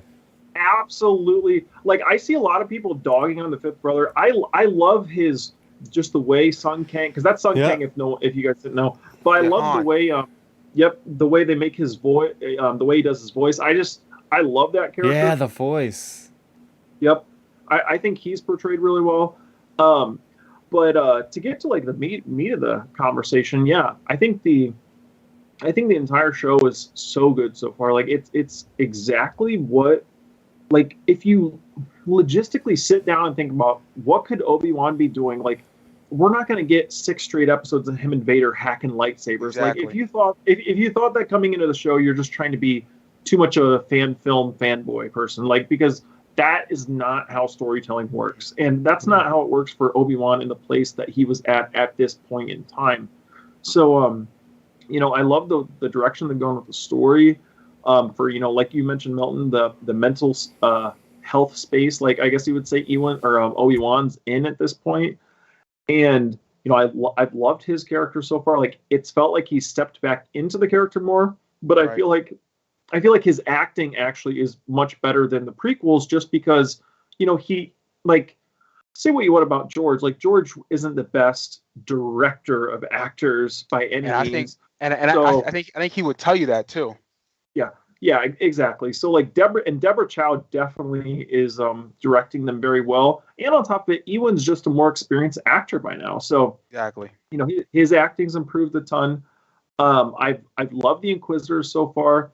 I feel like with Reva that because that's the character everybody keeps focusing on, and I feel like with her character, we'll get into the fan stuff later, but I feel like with her character, people were worried about her and things like that. To me, she is fitting, just like, not to say she's just another villain, but she's fitting the amount of screen time a normal villain would get. She's fitting the amount of dialogue, the amount of action. Like, it's not over the top. She's not taking over the show. So to me, she's fitting what, say, a villain of like a show would be. Like, her character's fitting that role pretty well.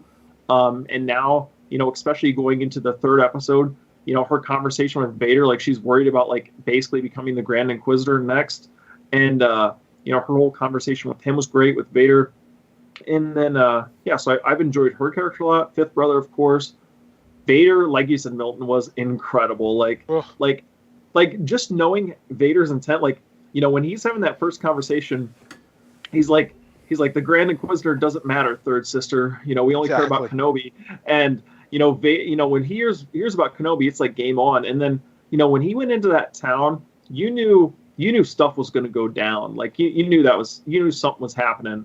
And the fact that he was in there, like, choking people, the one kid was screaming, "Dad!" I don't know if you guys caught that, but the kid was screaming, "Dad!" Yeah, the kid was screaming, "Dad!" Oh wow, it's dark. It just snapped his neck. Honestly, that's why I was like, wait a minute. He's just honestly, imagine us like sitting there hanging out. Vader's walking down the street, so we're all looking. We're looking. Oh God, Vader! What's Vader gonna do? And all of a sudden, he happened to spot and just rips us out of our house like it's nothing. I'm like, bro, I didn't do nothing. Like, why are you joking me? I ain't Obi-Wan. Oh my gosh. Well, and the best part about it is, I saw some people discussing the sequence, like, oh wait, Vader's just doing this out of nowhere. But I'm thinking, like, people, go back to the very first line of the series. The Grand Inquisitor opens episode 1 by saying the Jedi can't help themselves; they hunt themselves, and that's exactly what Vader was doing. He was drawing Kenobi out. As soon as he stepped into that area, he was like, "Oh, I know he's here. Now let me just draw him out because I know he can't resist." Yeah, exactly. So I thought that was great.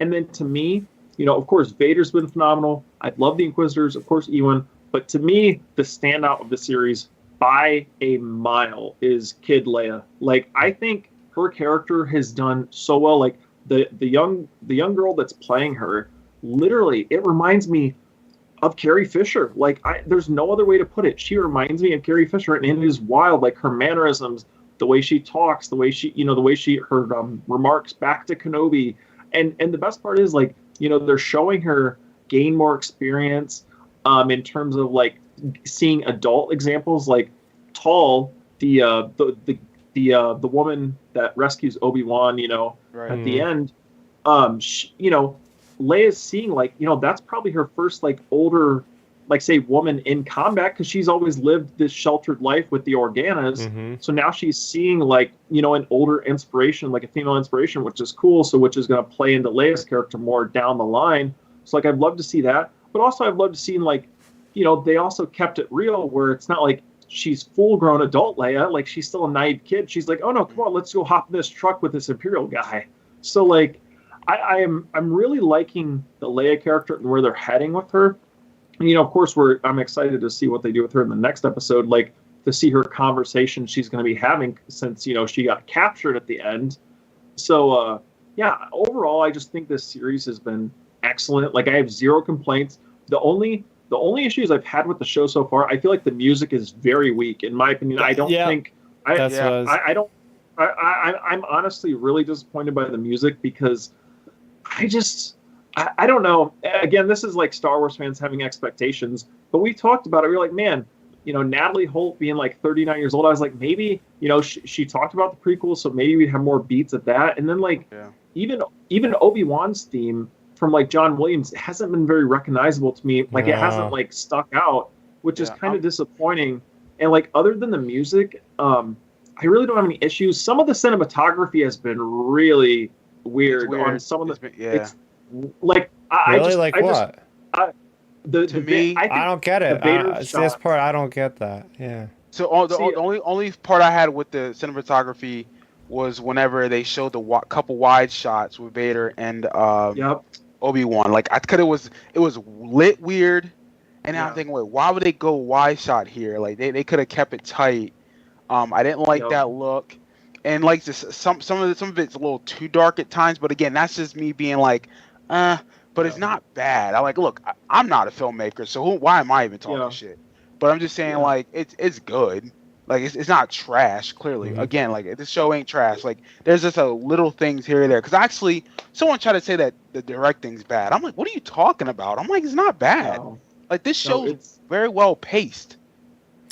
Yeah. Oh, yeah, it's very well paced. I just think, like I said, to me, I don't think many of the directing bad. I don't think the writings or the story's bad. Nothing. To me, the only negatives, honestly, are just the music and, like you said, the cinematography. Some of the shots of Vader are just weird looking. Then again, it does fall back on the fact this show is getting shot in the volume, so they have limitations. Which it's this. This is where we get to. I got to a discussion with one of my friends about this. This is where we get into the area as Star Wars fans. We're gonna have to get used to what Star Wars on TV looks like, because this is where we're like, oh man, this is why we miss the theaters, because this would be a bigger, like, grand scale type deal. Right. So that's where it comes into play for that sort of stuff.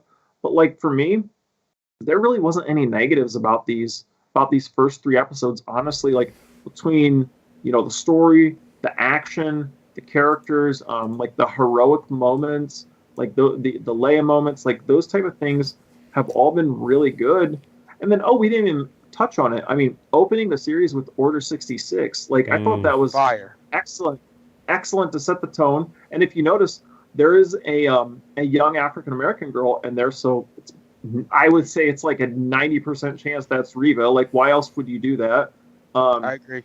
And like, I think this show is definitely heading in a really good direction, and it's been really good. And then, like, one more quick thing too, Chris. Like, I don't know about you guys, but man, like, me watching it at 3 a.m, like, I literally about like cringed. Like I could just feel it. Like when Vader dragged Obi-Wan across that fire thing. Like I literally just like felt my arm going. Oh man, that has gotta hurt. Like dude, bad. I'm not even kidding you. I think I dropped a lot of F-bombs during that scene because I was I'm like, yo, that's mother effing crazy. I was like, yo, Vader gonna wreck old boy. Like that scene was brutal. Like I did not expect that. Did not expect him to do that. I mean, overall for me, when it comes to any type of negatives, though, it's just the music isn't the greatest yet, but I think it will get better because I think as the beats start like ramping up and we get more like that heavy action, because I know we're supposed to get like a epic duel eventually. I think we'll get the music that we're looking for, or we'll get more of that feel of like prequel stuff. So that's my only complaint for that. Some of the Leia stuff. Love her character. I love her spunk. I love her interactions with Bail. Just that running away stuff she does is kind of goofy. Because my thing is, though, you like someone kidnapped you. Yeah. Obi-Wan's trying to save you. He's shown that he can be trusted, and you trying to pull this weird stuff. Like episode 2, when she did that running in the city, I was like, come on, like chill out. You know what I'm saying? And then I think that's it. And the cinematography stuff, that's little stuff, but again, it's not bad. Like I love this show. And here's the thing, the show is rewatchable. That is a sign of a really good show. I legit watched episode 1 with my brother just this past weekend because he didn't see it. Then I went back and watched episode 2 the next day. Then I'm going to probably rewatch 3 tomorrow or Sunday because this show is very much rewatchable. Oh yeah, I've seen the first 2 episodes like 3 times now. I do want to go and give credit where credit is obviously due to the young actress that plays Leia. Her name is Vivian Lyra Blair. She's only 10 years old.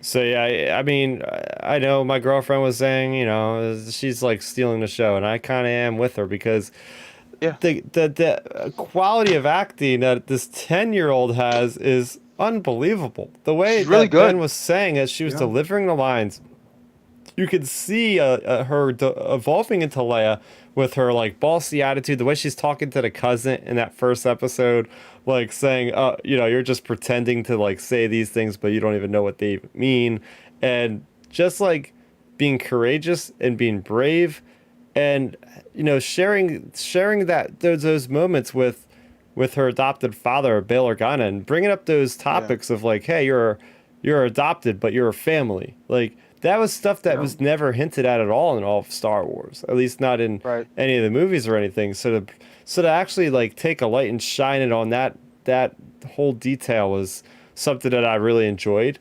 But then also and Chris, before you get into that, that's what I loved about this show too, because again, peek behind the curtain. I'm adopted, so for him to sit there and say, hey, you know what, you are just as loved, you know, and you're part of this family, and someday people are going to look to you to lead this place, like that was amazing for him to reinforce, like, it don't matter where you come from, you don't have to look like us or have the same blood to be part of this family, you know. So I related to that a lot, and I'm thinking that's real life, you know, like I mean, my parents and I have had that similar conversation when I was younger. You know, and it's like, yeah, you know, even though I'm adopted by your family, like you're not, like you're part of this group, Milton. Nothing's going to change that. So it's nice to see that they put that type of real life conversation into a fantasy. Yeah, I mean, go ahead, Ben.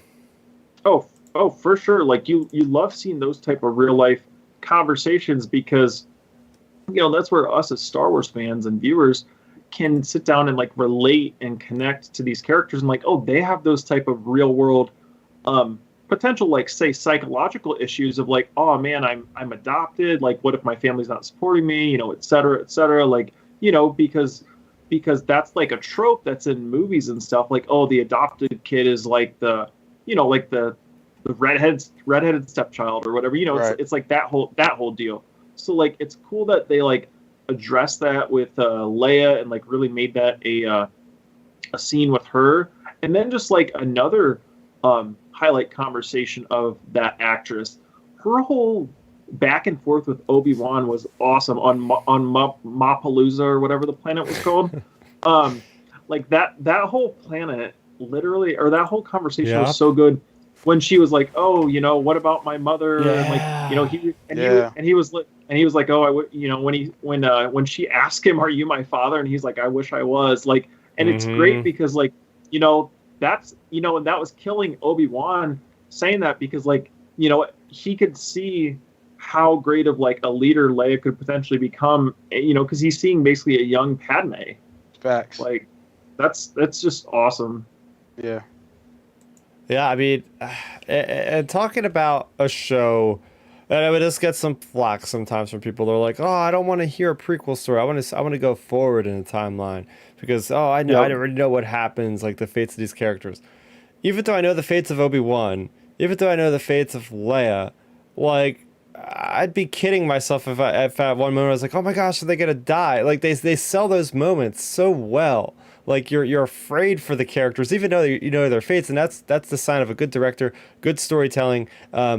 Just the way that the tension's built up, that whole sequence on the speeder truck, and the stormtroopers come up, and Obi-Wan, he's like out of his element. He's obviously like not right in the head sometimes because he's forgetting some simple things multiple times in these episodes, making mistakes, and using the wrong name instead of the fake name, and then like the stormtroopers are on him, and then the probe droids on him, and then we see Vader on him later on in the episode. Like they do such a great job of ratcheting up this drama for characters that we already know what happens to them. So I gotta applaud Lucasfilm for that because I'm on the edge of my seat, and it's a sign of good TV storyteller, good storytelling in general. I agree 100%, and again, I think it makes sense, for why Obi-Wan's acting the way he's acting over these 3 episodes. It makes sense how things are progressing, like it's funny because one of the complaints I keep seeing about is, oh, the lightsaber duel was kind of trash. Really? It was very much like the sequel. I've heard it, Oh, yeah. That's why I stay off of Twitter, honestly. I ain't gonna lie. Like, but anyways, but it's like the sequel or the lightsaber battle was like just a modern version of the sequel trilogy, and it's like, wait a minute, guys, he's not even where he needs to be yet as a Jedi. He's going to tap back into that. They pretty much tell you this when Bail says, "And you need to become the man you need to be then if you're going to save my daughter." He says that.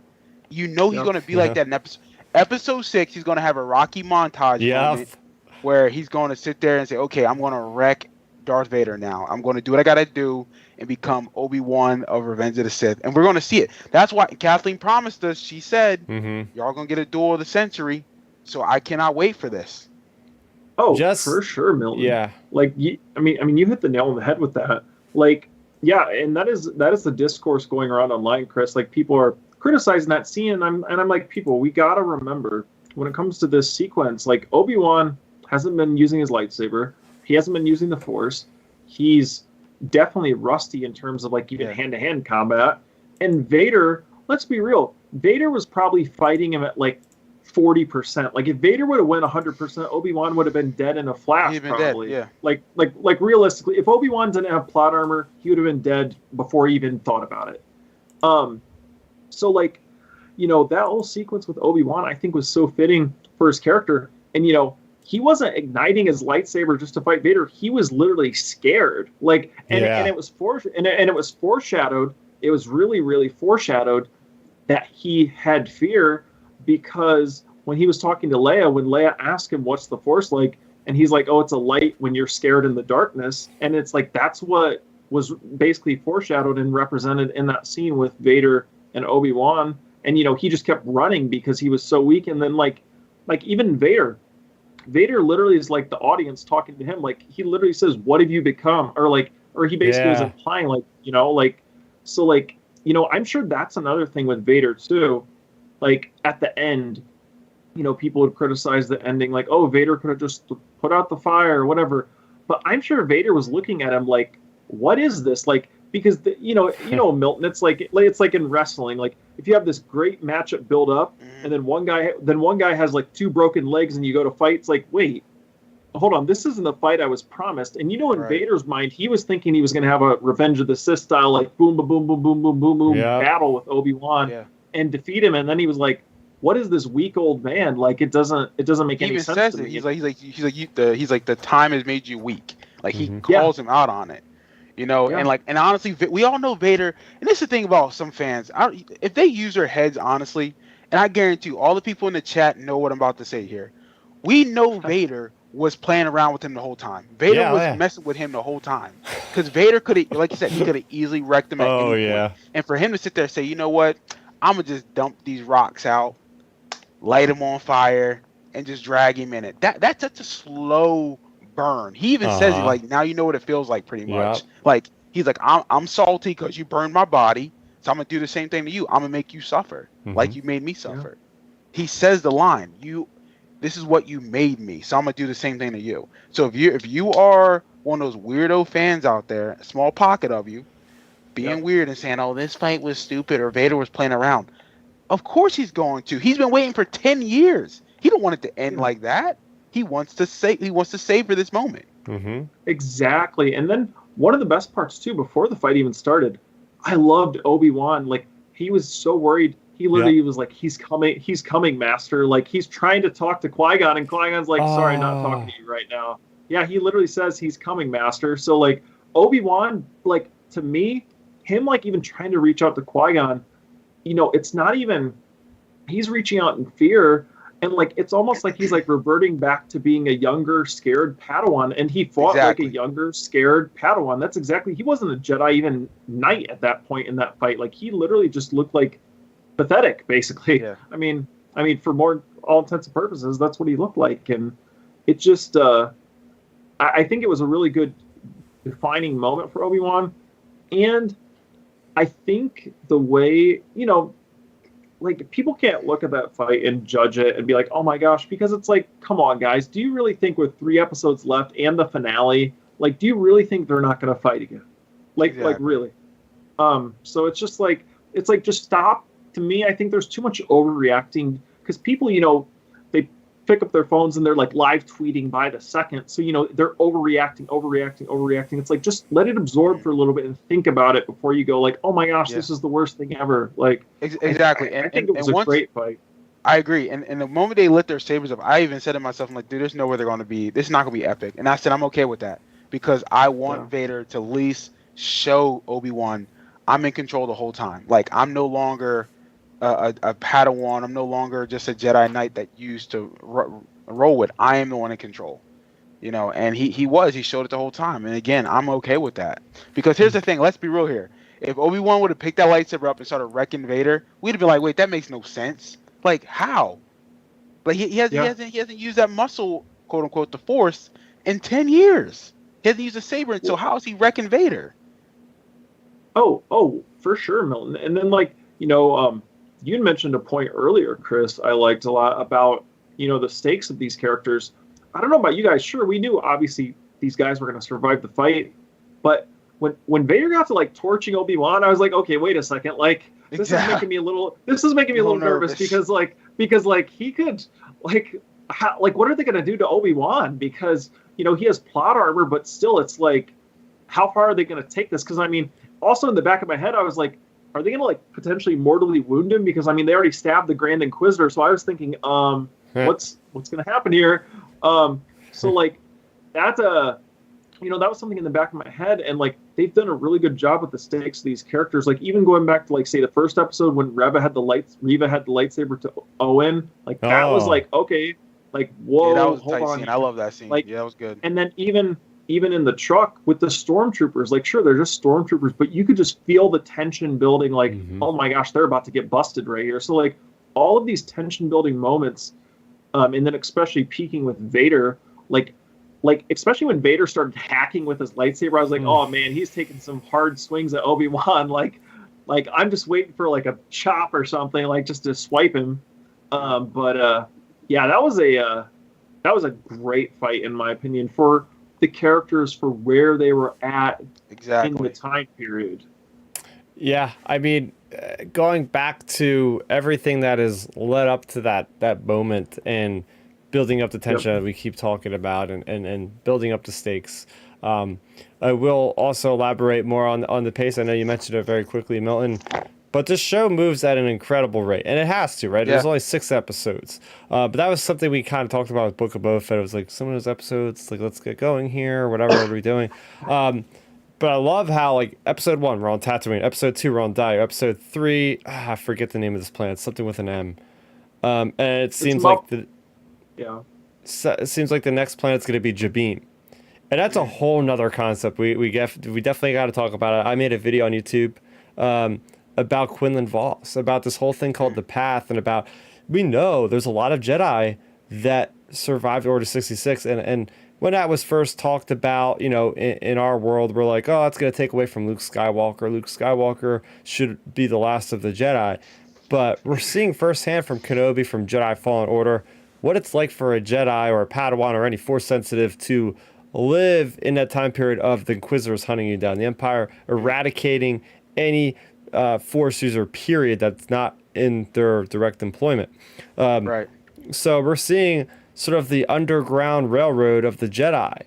Exactly. And it's so neat to see this character, Tala, who is incredible, by the way. I loved her in Game of Thrones, playing the Sand Snake, played by Indira Varma. And seeing this character that is playing an Imperial officer, again, another moment. It's like, oh, Obi-Wan, like, he could die right here. He can't die, but, like, if he didn't have plot armor, he'd be dead. But then this lady survives, gets him, and they go down underground. And I love the idea of, like, these Jedi and these people helping the Jedi get new identities. And Quinlan Voss, like, I think it's a pretty safe bet we're going to get him in live action, because I said this before, it's like they don't mention somebody's name and don't eventually show them in some format. We got the guy that's the son of Ice Cube, right? O'Shea Jackson. O'Shea Jackson. You think he could play him? I mean, he's the only person we maybe, haven't really but played. I heard that he's a different character. I heard he might be like a bounty hunter or some type. Oh, okay. Cool, Yeah, that's cool, what I heard. cool. I mean, if he's Quinlan, that's fine, but listen, I'll sign up and be Quinlan Voss. Let's go. Sign me up.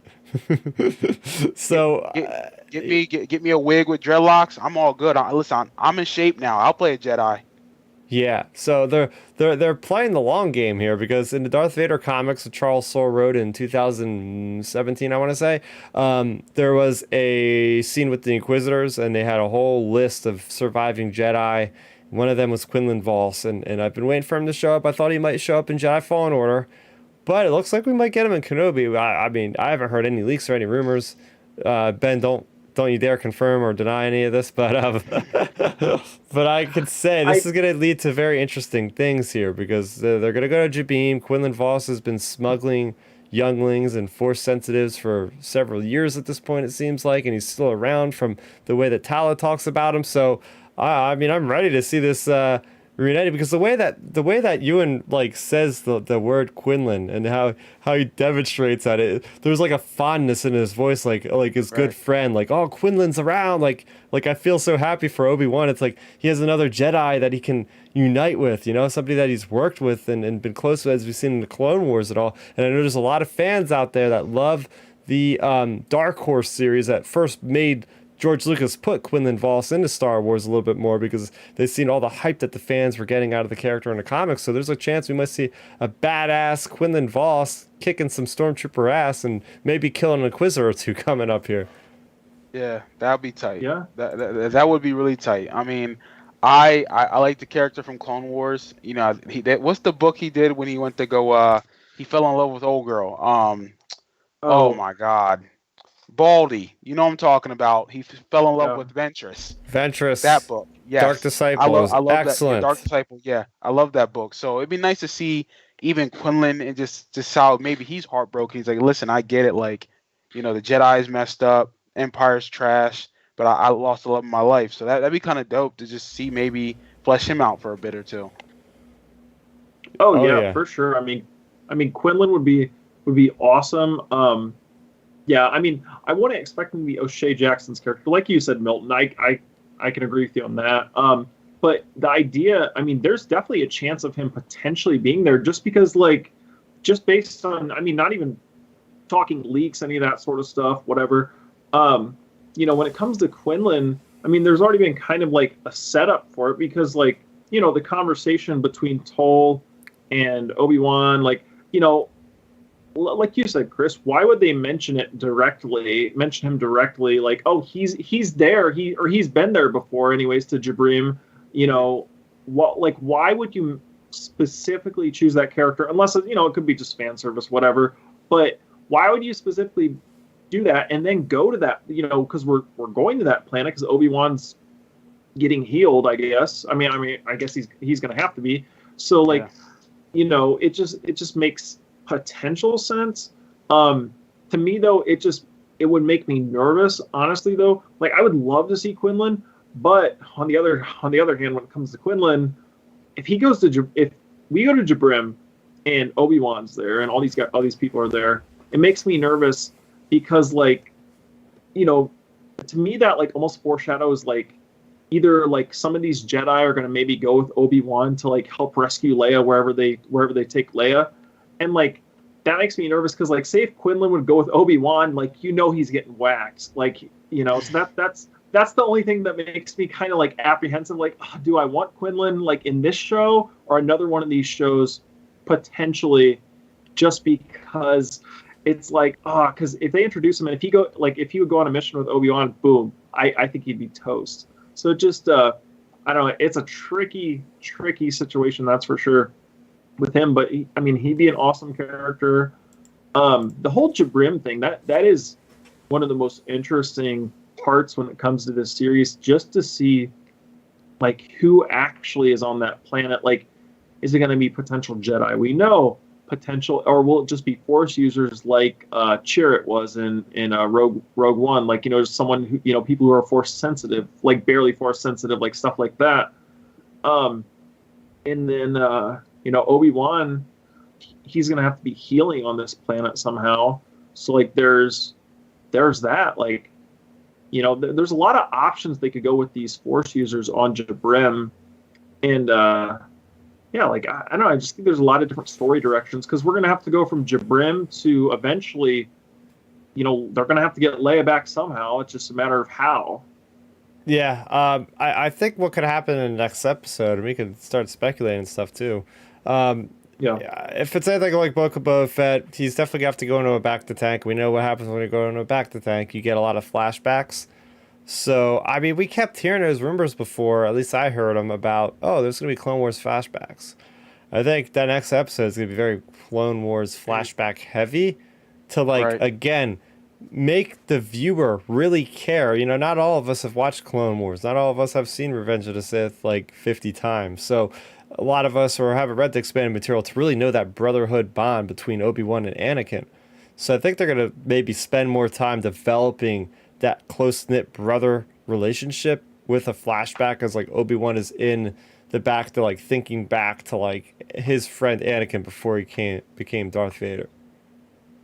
Yeah, no, I agree. I think that'd be perfect, and then obviously we got a shot of Hayden in this episode when he was cloaked up in that delusion, remember how he was walking and he thought he saw Hayden, which was dope, field. By the way. Yes, which was fire.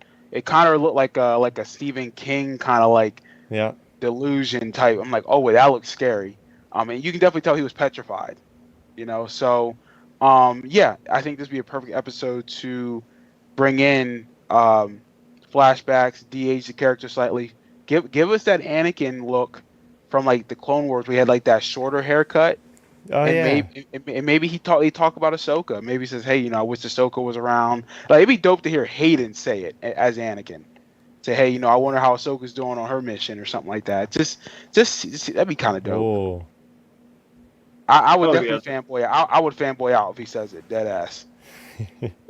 Oh yeah, for sure. Like you guys said, we heard so many of the talks of the flashbacks and stuff. I feel like it's got to be before the finale. So it's either in the 4th or 5th episode. It's got to be in the next 2 episodes, which I would presume probably the 4th, because I don't think Obi-Wan's going to be healing for 2 episodes, No. So it's probably the 4th. I would say maybe the 5th, but he's got to be healing, or he's got to have the flashback, and it's just a matter of when. Like you guys said, maybe since we already know the bacta tank thing, like from Boba, like maybe they're going to just start using that as like the trope in Star Wars. Like, hey, when a main character goes into a bacta tank, they're going to get a flashback. So maybe that could be an introduction to like as a new trope for Star Wars. Here's a wild one, even though it's like a 0.00001% chance. What if Grogu's the one that heals him? Like, what if he's on the planet and this is like the dark times he experienced in that flashback, like from Mando? Like maybe actually, let me I don't know about that one, Ben. I think you're stretching that one a little bit. I think that's too much interconnection. Yeah. I gotta Disney it up, man. Ben, this ain't Avengers, bro. Hey. Oh man, Avengers Assemble. But no, I think it should be interesting to see. Like you guys said, I'm guessing it's probably just going to be like a back to tank. I don't think it'll be anything spectacular, but it'll probably be. I mean, he's got to get the flashbacks in like the back to tank. If there's a back to tank, whatever way he's getting healed, like there has to be a flashback coming. Here's the thing, and I asked Dark Nerdy Gonzo in the chat because he was very excited about Sabine. Apparently, it's got some very big significance in Legends, and my theory could prove correct because if he goes to Sabine, he could get some serious flashbacks because in the chat he's saying the history with that planet in Legends is the Clone Wars comics. There was a big war on the planet with the Republic and abandoning its citizens. They were abandoning with Obi-Wan getting captured and abused by the Separatists for 3 months while Anakin thinks he's dead. So he gets sent to work with a bunch of Padawans who lost their masters in the war. Palpatine then calls Anakin back from the front lines of the war, which then caused a group of Padawans who went to work with them to be slaughtered. So, I mean, it's like Obi-Wan goes back to that planet. He has all these memories while he's healing of, like, all those dark times with Anakin and all that. I could see them, like, twisting that story, maybe obviously adapting it to be more closer in line with what could happen in live action or whatever, you know, how they go with the different mediums. But I think that could be a really good setup for, okay, this is why this flashback would be important right now because he's already been on this planet before. That's why that would also be spurring up in his mind. I don't know, I'm reaching maybe, but who knows? I mean, yeah. I think that was from Legends. I forgot to bring that up earlier. Yeah, that I'm glad Dark Nerdy Gonzo mentioned that. I mean, I think I'm really interested just to see the visuals of it. You know, how many people there are, and there's another point we didn't talk about yet about Jabrim is Toll when she says they go there, get new identities, and she literally acknowledges she doesn't know what happens after that. So I'm interested to see if they allude to what after that is. Like, where are they going? Like, you know, like how are they getting off planet, et cetera, et cetera. Like, it'll be interesting to see because I feel like we're going to have a significant chunk of the episode on that planet.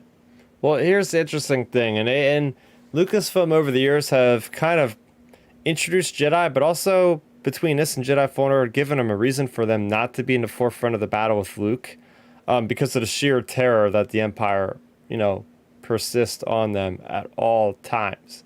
You have characters like Cal Kestis, who just like Obi-Wan, literally forgets how to use the Force. That's the whole purpose of the game.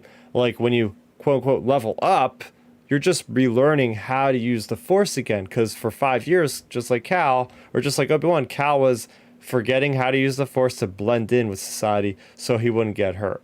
And just like the Inquisitor said, he went to help somebody. He's essentially hunting himself. When he went to help his friend with the Force falling down, that's when the probe droid found him, and that's when all the crazy stuff happened from there on out. So I could see like this whole path system is a way for the Jedi to hide, and the Jedi already know that there's no point of them fighting. I mean, you look at Obi-Wan Kenobi, he's one of the most resolute like Jedi masters to ever been around. And even him, he can't stand the pressure. He can't stand the fight anymore. He doesn't want to fight. He says the fight is over. The time for the Jedi has ended, kind of like Luke Skywalker in The Last Jedi. So it makes more sense now that Lucasfilm is telling these more long-form stories, the psychology, what is going on with, you know, their thought process of it's not even worth fighting anymore. And that's where you have Luke Skywalker come into play, where he doesn't have the experience that these guys have went through at Order 66. He's fresh. He doesn't know these things. Hence why he's able to kind of rally up his own spirits to like fight the good fight sort of thing. So at least in my head canon, the way Lucasfilm is spinning these recent stories, it's making perfect sense why, even though there can be Jedi around, they're not really Jedi anymore. They let that part of them die when Order 66 happened.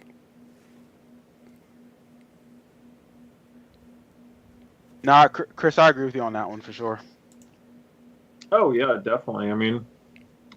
It's yeah. When it comes to them, like, see that's what makes me like apprehensive. Like, I wonder, yeah, like the Quinlan Voss, like Quinlan Voss or Obi-Wan, like all these broken older Jedi. It just makes you wonder who could you potentially see. I mean, who knows? We might just get like, hey, Jedi Master number 2 or whatever, showing up on Jabrim or something, like just someone we've never heard of, but they were around during that time. Like maybe something like that happens.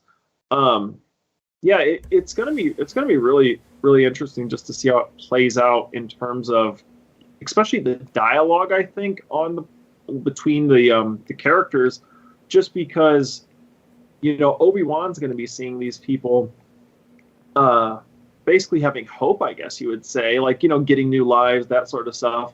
And like, he's like so broken and probably like half giving up since he just got whipped on by Vader. So, it's going to be an interesting contrast to see, like, who knows, maybe there you go, Milton. There's your like Rocky montage moment. Maybe he gets like inspired by these people type deal. So, that's what gets him kind of like fired up, and he starts healing, and then boom, like we get into like the meat of it for the final like run, I guess you would say. How cool would it be if he fights Vader with the old clone armor? Wouldn't that be neat? Oh man, that would be sweet. He finds like some old Jedi general armor just lying around on Jabim because it's already been in battle, like a planet with a battle on it. So you can find like, oh yeah, you're gonna need all the help you can get. I'm gonna have to wear this old armor again, Because I feel like they're gonna have. I feel like the show could definitely conclude with them going to like the Fortress Inquisitorius, where we've seen in this latest episode there. Because we already seen in the trailer, there's like you see Reva with her lightsaber out, and there's like blaster fire, but you can't see from the angle of who's shooting. So I think they are going. This next episode is just going to be a lot of like world building stuff, a lot of characters we know, and then those last 2 episodes could be a pretty big battle. A lot of deaths on both sides. I mean, we never see that fourth sister again, or whoever she is with the. She's not a Twi'lek, but she has those head tail type of things. We don't see her again, so I could say she's gonna get scratched off the board, and maybe a couple Jedi. So. Yeah. No, I'm excited for the like next 3 episodes, and I think there's been rumor that there might be a season 2, quote unquote, but we'll see what happens. But I'm excited for how the show is progressing, and I can't wait for how it ends. Oh yeah. Yeah. It's gonna be a fun final run. I mean, got 3. It's crazy to say though, in just a week. It's crazy to say we're halfway through the season. Like, that's just just wild to me to say that. But I think, like you said, Chris, I feel like we're gonna be having some world building, and then just like I feel like the final 2 episodes are gonna be like the big bangers, if you would say. But one thing, we didn't bring up either. I'm interested to see, like, what will the Inquisitors, Reva / the Inquisitors be talking, or whatever, because they're going to have some type of dialogue with Leia, you'd assume anyways. Like, it makes me wonder, like, what will they be saying to her? Like, do you know where Obi-Wan is? Like I don't know what, like, the conversation would be about, potentially. Yeah, I mean, I just hope that I guess it can't work in canon unless the Inquisitor dies by whatever reason, but, like, what happens if they find out she is Force sensitive? That information has to die. I don't think they will. Honestly, I don't think they will. I think they'll keep that off the table, because, I mean, that's stretching it too much. It's like, guys, don't put yourself in a bad position. Honestly, like, just keep it simple with Leia and Luke. Well, like, people don't need to know about their powers. Like, they can figure out some other stuff, but don't make them Force sensitive yet. Like, just keep that late. Oh man, I just thought of something, guys, actually.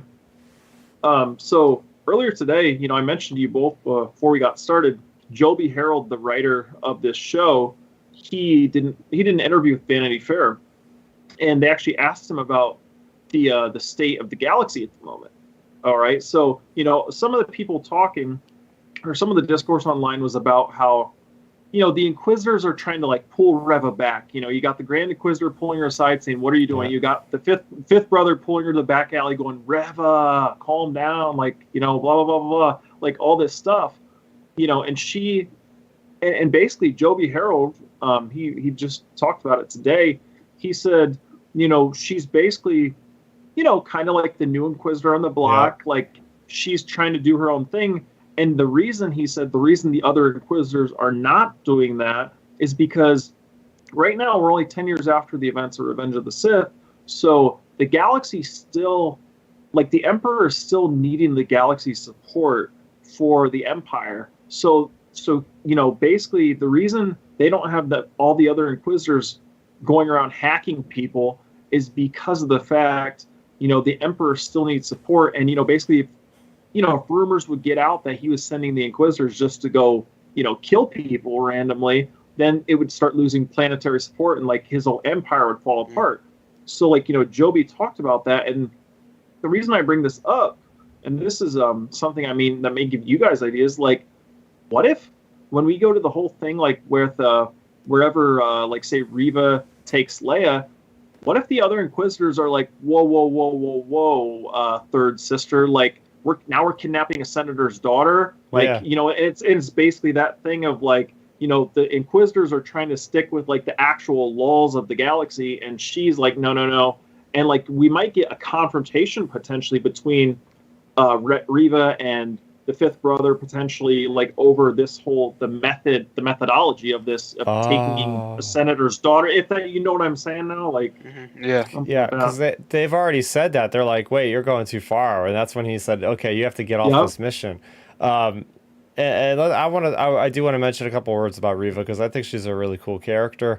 It's funny because I was watching this, and in the second episode, she does like all this really cool parkour, and then my mom was basically like, oh, she's like Batman. And I was like, you know what? You're not wrong, because she's got all the black. She's got the cape. It looks like Gotham because it's like all run down. I was like, she kind of is like Batman. And then that third episode, she's like Batman because she's like a really good detective. She's looking at all the objects in the room. She finds a switch. I'm like, yeah, she's got cool motivations, and she's a character that has a mission, a personal mission. So again, I don't understand why people think she's such a one-note character, because I'm like, she's actually kind of like creative and she's unique. She's not just a cardboard cutout. She has aspirations. We don't know exactly why, but they're there right now, and I'm sure we'll find later. We have 3 episodes left. Well, I feel like Milton might have been the one who watched the episode most recent out of all 3 of us. Well, so what I was thinking too, when it comes to Reba, an interesting thing, I saw a screenshot shared on a couple videos I was watching, and it's a good point. Like, I think she's eventually, just based on the way the story's going, I feel like she's going to have doubts about, like, the Inquisitors, because say if she was that youngling at the beginning of the series, like, I feel like the events she's like going through and stuff could potentially lead her to maybe turning good, because like she witnesses Vader like torturing those people in the 3rd episode basically, and then there's a shot when she goes into the area where the Jedi markings are. Like there's a shot of her face. It is literally for like 1001 second. Like she breaks her like evil character, and she has like a really like sad look on her face, and then she goes back to like looking like evil again. So like she broke that.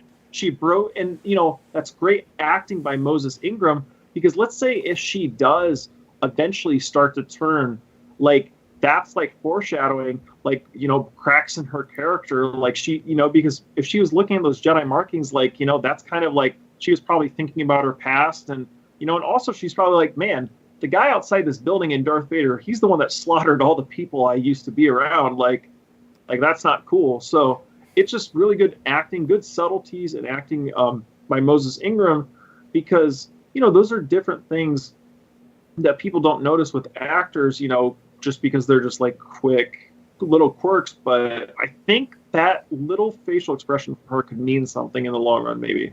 Yeah, we know from Jedi Fallen Order, at least, I'm not saying every Inquisitor is indoctrinated, but it's a pretty bad kind of way that they go. They get like tortured, they get like subliminal messages like burned into their brains, and it's not pretty what they go through. So Now part of it can be like their own self-interest, like they want to be that way, but then some of them are literally just like tortured. So maybe that she sees that and it gives flashbacks and it kind of breaks through the programming. Maybe it's like, because that's Yeah. the thing with the First Order troopers. The First Order troopers are indoctrinated. They're subliminal messages. They like have a screen, and that's how they Yeah. are. And Finn somehow breaks through that, whereas everybody else is the same.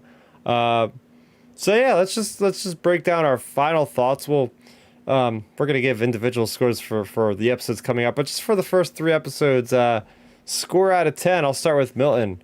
Final thoughts, and let's try to give it a score if we can. I know it's Yeah. 3 episodes, so it's usual, but Right. Final thoughts about the show. As I mentioned, and I'm gonna just give a quick positive for it. I love this show. I really think it's really, really good. The direction's on point. The pacing's on point. I love where the show is going. I think everything makes sense regarding character development for the characters, but whether it's Obi-Wan, Vader, Leia, whomever. Did I have some gripes with some of the nitpicky stuff I mentioned? Yeah, but it doesn't make the show trash. It's been very much consistent and it's very rewatchable. And I guarantee you, once we get all 6 episodes, I'm going to binge it in a couple hours. That's how good this show is. I love where we're going. I love how this is tying into the official Star Wars canon.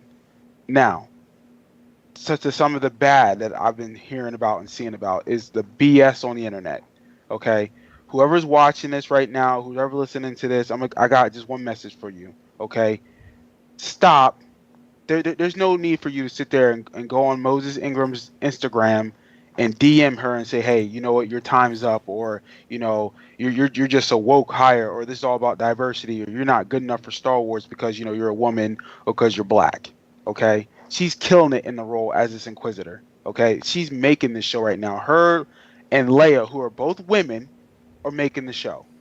So miss me with that trash. I bet you those are the same fanboys making those comments who love Rey. Okay, and those are the same ones who are probably saying, "Oh, what Ray's great," but they weren't saying it was woke. Weren't saying it was a diverse hire. There's a lot of women characters in Star Wars of color. There's a lot of color actors who are in Star Wars that are killing it. Lando Calrissian is one of them. Hell, Tamara Morrison, who's Django and Boba Fett. Rosario Dawson, who's Ahsoka. Mhm. Okay, like come on, Donald Glover, who played a young Calrissian. Like, come on, Yeah, guys. John Like, Boyega, yeah, John Boyega, Sam Jackson. Like, Oscar there's a lot of Isaac. exactly. The list goes So- on so- and on and on. Exactly. So don't sit there and say, this is a diverse hire, and we're gonna kill you because your character and you're black and all that BS. It's like, come on, we don't need that. Just like Ewan McGregor said, you're not a Star Wars fan if you're gonna act Mhm. like that. And for you to sit there and to sit there and try to ruin this lady's career or like get in her head when she's out here killing it, like, come on, man, that's disrespectful. Ain't nobody out here criticizing you and what job you're doing. You probably don't got a job yourself. That's probably why you have enough time to get on the internet and make stupid comments like that. Mm-hmm. So for all those weirdos out there talking greasy, being racist and ignorant, like, come on, come on, ain't no need for that. Enjoy this property for what it is. Star Wars is a diverse community, whether it's in real life or in the actual universe. Okay, miss me with that trash about being racist and sexist and all that garbage. There's no need for that. All right, because there's no need to sit there and really try to get under someone's skin because you don't like the way they're performing a role. It's make believe, people. It's not real. Yes, it's very inspiring stuff to people who love Star Wars. I'm one of those people that love it. But I'm not going to sit there and get on the internet and say how much I don't like somebody because I don't like the way they're playing a character. Mm-hmm. Like, so for all those people out there who actually are good Star Wars fans, I appreciate you. I'm sure Moses does too. I'm sure Chris and Ben appreciate you because that's what we need right now. With the world being crazy right now, we need more positivity. So I applaud you guys out there who love the character, who love this show, who love to be positive. For all those negative people, we don't need you here. We don't need you in this community. So, but score out of 10 thus far, 9 out of 10 with the first 3 episodes.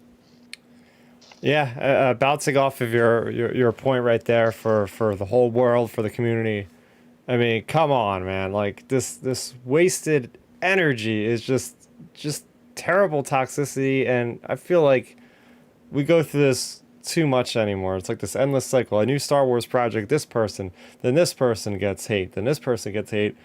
And you know what? I just came back from Star Wars Celebration, and those are fans right there in that place. Like these people on the internet, I don't know what their purpose in life is, but you can't get under somebody's skin like that, because that's harm. You know, that harms that person. You can't take that stuff you say back. But all I know is I spent 4 days with like some of the I never had one negative person, no toxicity at all over those 4 days. Those people were as close as family, in my opinion. All of us getting together and celebrating the best of this storytelling that we love so much. So that's what I think about. I think about that, and whoever the heck these crazy people are, yeah, they're not one of us. So, you know, screw them, basically. But I agree with you. I actually was thinking the same score, a 9 out of 10. A 9 out of 10 right now. And that's one of my higher scores. I'm a critic sometimes when it comes to this stuff, but I gotta say, there's a couple little things, like the music when Darth Vader was hunting Obi-Wan. It seemed like it was a little bit too much on like cable TV a little bit, but I could forgive that because we still have 3 episodes left, and like you guys were saying, I think they're really saving the best for last in this latter half, as far as like the big beats and the big action sequences and all that sort of thing. Where we might get a Duel of the Fates, maybe, or a Battle of the Heroes. We might get a little touch of it. Just saying. Yeah. So there you go. I'm impressed. And you know what? It's like I was telling everybody, as I was at Celebration, I didn't hear one bad thing. Everybody that was at Celebration, I was talking to people in the elevator. I'd go into the elevator at the hotel. The guy would say hello there. You know, that's what I love about Star Wars Celebration, because like everybody was on that Star Wars high, and there wasn't anybody saying anything negative. It was just like, this is awesome. And this is what we were waiting for. And I'm sure, Ben, you guys can relate to this. It's a small pocket of those people who are acting like that. But the problem is the internet makes them bigger than what they are. So it's just a small pocket of those weirdos doing that negative stuff. But Chris, you were at Celebration, like I said, or like you said, thousands of people just celebrating this property that has changed lives and, you know, has influenced so many things in our culture. It's like, man, that's a positive thing right there. Yeah. So that's what I think about when I think about these stupid comments and articles about this person's being, you know, all this hate stuff coming out. I'll throw it over to you, Ben. Make the final word on our first 3 episodes of Obi-Wan Kenobi. Yeah. So for me, I thought the first 3 episodes were great. I loved them, like you guys said. But only a few little nitpicky things on just the music and cinematography. Everything else was excellent for the show for me. You know, from the action to the story, all the characters from Obi-Wan to, of course, Leia. Like I said, she's probably in my top 2 or 3 favorite characters right now. I love that character. Reva's been great. Vader, of course, was amazing seeing him in action. And then, of course, we're going to see Hayden down the line. We're hoping at some point, because we saw that flashbacks or that little force thing in the field. So, you know, just the potential for this series has. I just love the fact that, you know, it's giving us the Obi-Wan I feel like that we wanted. Like, if you thought about Obi-Wan over the years, it's like, this is what we wanted. And, you know, we always said, like, what story could pull him off of Tatooine? And this is the story to do it. Mm-hmm. And, like, I love, you know, the fact that Bail Organa, one of the most known senators in the galaxy, goes to Tatooine, one of the most crime-ridden places, like, at the time. Like, that's awesome. Like, from Bail's perspective, like, you know, like, that shows how dire this story is and how important it is. It's like, the fact they're doing that is incredible.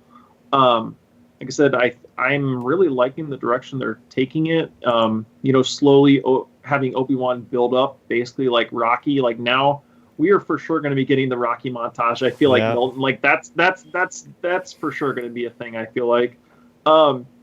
So, you know, we're going to be going along those lines. As I mentioned, cinematography was a bit shaky for sure on some of the shots of Vader, I feel like, when you watch the 3rd episode. But again, it doesn't take you out of it. It's not horrible by any stretch. It's still good for what it is.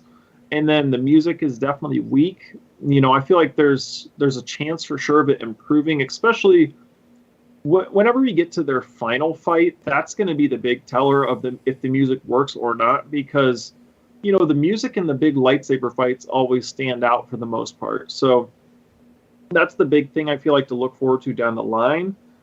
And then there weren't any really negatives for me about the show. Like, it's easily a 9 out of 10. And then to address the whole situation with all the, I would say, viewers, they're not even fans of Star Wars, in my opinion. The viewers of this show and commentators of this show that were like harassing Moses Ingram, like, as Ewan McGregor said, like, if any of you are watching this podcast right now, like, you guys aren't fans. Like, you're not fans. Like, if you're going and treating an actress that way just because of like her being a female or a person of color or a different orientation, et cetera, like, then you're not a fan. Like, this is, as you said, Milton, a fictional universe. Like, we're sitting here doing a podcast about a fictional property. This isn't real life, people. Like, don't take it like real life. Have fun with it. It's entertainment. Like, movies and shows are entertainment. That's what they're there for.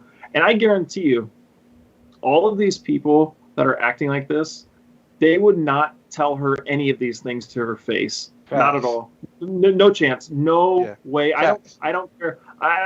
Exactly. Like, I don't care what they say. Like, there's no way any of these people would tell her this stuff to her face. It's just keyboard warriors trying to get a response. Here's what's even funnier. Those same people are going to watch the next 3 weeks. You know what I'm saying? They're going to watch this and put more money in her pocket. Like, come on. And they're going to watch this, put more money in her pocket. And my thing, too, for anybody listening to this that aren't those viewers, like, if you're just a great fan of the show, cool. Also, just to specifically point out, it is totally fine to criticize Reva as a character on screen. Like, what you see, she's a character. If the character's not vibing with you, that's fine. That is totally fine. That's your prerogative. And like, for the people like attacking Moses, it's like, why are you attacking her for doing her job? Like, if you're going to complain to somebody, complain to Deborah Chow and whoever the writer is, like, obviously about the character, not like, their race or anything like that. Like, if you have problems with the character, complain to the creators, not the person doing the job. Like, that's like when you go to like McDonald's and they're like, oh, hey, I need to complain to the CEO of McDonald's for my one little mess up. It's like, okay. But like, people just don't think about stuff like that before they go and write, because it's it's just such like a knee-jerk society. And like, even Star Wars Theory, he made a video about all of this, and like, normally he doesn't get involved in this sort of stuff, and he even mentioned it. Like, like, if you're one of those type of fans looking back, do you really want to be that person? Like, say if you look back on your internet life, your internet history, like, say when you're 80 years old, do you want to look back and say, oh, when I was in my 20s or 30s, I was sending death threats and racist comments to an actress just because I didn't like a character? Like, do you really want to be that type of a fan? And like, to me, that's like, people just don't think about that stuff because, just so knee-jerk reaction. And I don't know, it's just a shame, in my opinion. It's just a shame. Like, I've never seen the point of any of that sort of stuff, like sexism, racism, etc., because it's just stupidity. Right. Like, everyone's people, and it's like, just to enjoy enjoy it for what it is. Like have fun. And as you mentioned, Chris, like, all the Star Wars fans are a big family. Like, we all came from like different backgrounds, and like, so many people, like, look how many friends you have online from all over the world, in the Star Wars family of friends. Like, we've talked to so many people. Like I'm good friends with Jason Ward. Like, he's one of the big Star Wars insiders. I'm good friends with you guys. I'm good friends with like Ryan O'Toole. He's like another YouTuber. He loves Star Wars too. Like, there's a lot of people that love Star Wars that are creators and fans and whatnot, and they all are great people to talk to. And it's like, and then you have like those other people that are in the tiny minority that are loud, and it's like, don't ruin it for everybody else. Like, just go watch something else, or just shut your TV off and go outside, because it's clear you haven't gone outside in a while. Yeah. So there you go. There's our statement on the matter. Yep. That's the final word on that. And hopefully hopefully these next 3 episodes, we could just sit there and enjoy them, and people just keep their mouths shut and don't ever attack anybody, no matter what. If it's Star Wars or anything, it goes for anything in life, right? Like, that's a person that has feelings. So think about that before you say something, because once you fire those words, you shoot that arrow. You can't take that arrow back. So think about that. Well, and say, and one more thing. The ironic thing with all these fans, and I'm sure you've noticed it, or you both noticed it as well, like Chris and Milton, like, have you guys noticed a lot of that talk, a lot of the racist, sexist type like talk and like the whole discussion around it, it got instantly stamped out. As soon as Ewan McGregor put that video out, I feel like the discussion like got really, like, that was a big bucket of water thrown on that. And it feels like it slowed down some, at least, because I feel like a lot of those fans, they were like, they're all about Ewan McGregor and Obi-Wan and stuff. And they're like, oh man, what do we do now? Now he's on her side. So like, it's great that Ewan made that video, and props to him for him being the lead of the show and like standing up to those type of people. And it's a great example, I feel like. And I'm hoping, as you said, Chris, hoping the next 3 episodes, I'm sure they're going to be great, and let's just have fun with it, and don't have these type of controversies or send actors these type of messages or things. Like, there's so much more better things in life to worry about than harassing people through the internet. Like, it doesn't make any sense. Yeah, so there's no easy way to segue out of that topic. But we did it, guys. In under 2.5 hours, we covered basically most of Star Wars Celebration's biggest announcements. We highlighted all of that. And we talked about 3 episodes of the series we've been waiting for literally years at this point, Obi-Wan Kenobi.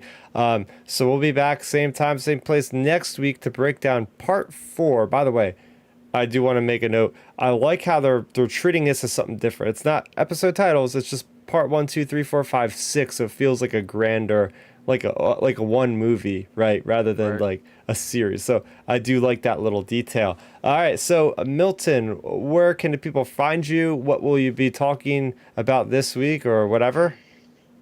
Yeah, the people can find me on Twitter at MiltonWeber7 or Instagram at Milton7Weber. This weekend, honestly, I think I'm going to just get ready and watch the NBA Finals on Sunday. I think Boston and Golden State are game 2. I'm a huge basketball fan, so I'm going to watch some basketball on Sunday. I know game 1 was yesterday. Honestly, tomorrow, do my normal routine, work out in the morning, get some errands done, and probably watch episode 3 or part 3 of Obi-Wan sometime this weekend for sure, and finish Stranger Things season 4 part 1, because I'm loving that season thus far. It's really, really good.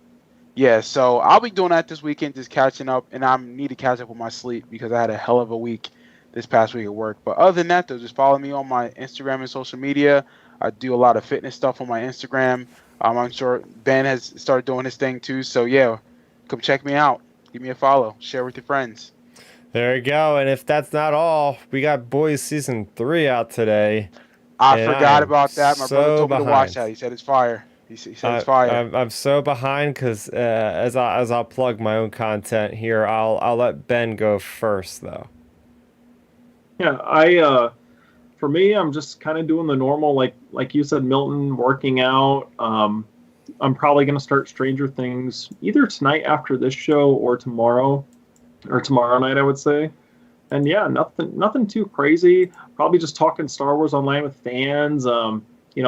Bringing a more positive vibe to things is always good. And also continuing to defend the fifth brother for anybody that's critiquing him, because I think his character is awesome. So gotta keep defending him on Twitter. But yeah, just pretty much that, working out. So yeah, you guys can find me at Real Ben Maynard on Instagram and Twitter, my Instagram. But yeah, if you want to follow me on one of those platforms, just follow me on Instagram, because I'm just working on getting in really good shape, and I'm just documenting the entire thing, like all my workouts, all that stuff. It's all up there. There you go. So that's where you can follow those guys and what they're up to. As I mentioned earlier, I am dealing with a lot of editing right now. I have put up my cosplay video. I've put up my Sideshow booth tour. I have a video going out about Galaxy's Edge. I have a video going out about the Mandalorian experience that I freaking love so much. And I have like a general California vlog, and I have just a general vlog of the convention. And I do have, let's see, a couple other things that went up. Oh yeah, I have some trailer reactions that went up. One of them with Steven Shinder about the Jedi Survivor. So yeah, I have an entire playlist dedicated to Star Wars Celebration. So make sure you go ahead and check that out, as I really do appreciate it. I also have a companion video up about Quinlan Voss and the path. So anything you want to know about Quinlan Voss in the lead up. And I can't believe I forgot to talk about the Dark Disciple book in that video. As Milton mentioned it, now I feel like a dummy for not talking about that book in that video, but I'm sure somebody will call me out on that video eventually in the comments at one point about what'd you think about that. Oh, I didn't mean to forget it. So yeah, that's why you can, of course, subscribe to the channel. As always, I like to shout out the chat room tonight. We had Aaron, we had Chris, we had Dark Nerdy Gonzo, we had the other Chris Weber. We also had somebody else that was new in the chat at one point. Trying to scroll up to find them. Oh yeah, Sims and Ryan Johnson. No, not the Ryan Johnson from The Last Jedi. He spells it with a Y. Yeah, bro.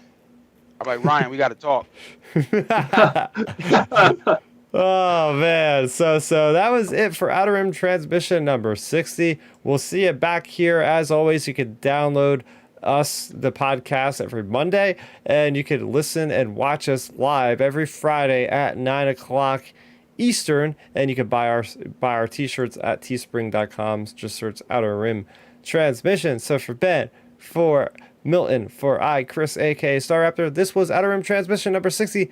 Thank you for watching. End transmission. All right, and we are out.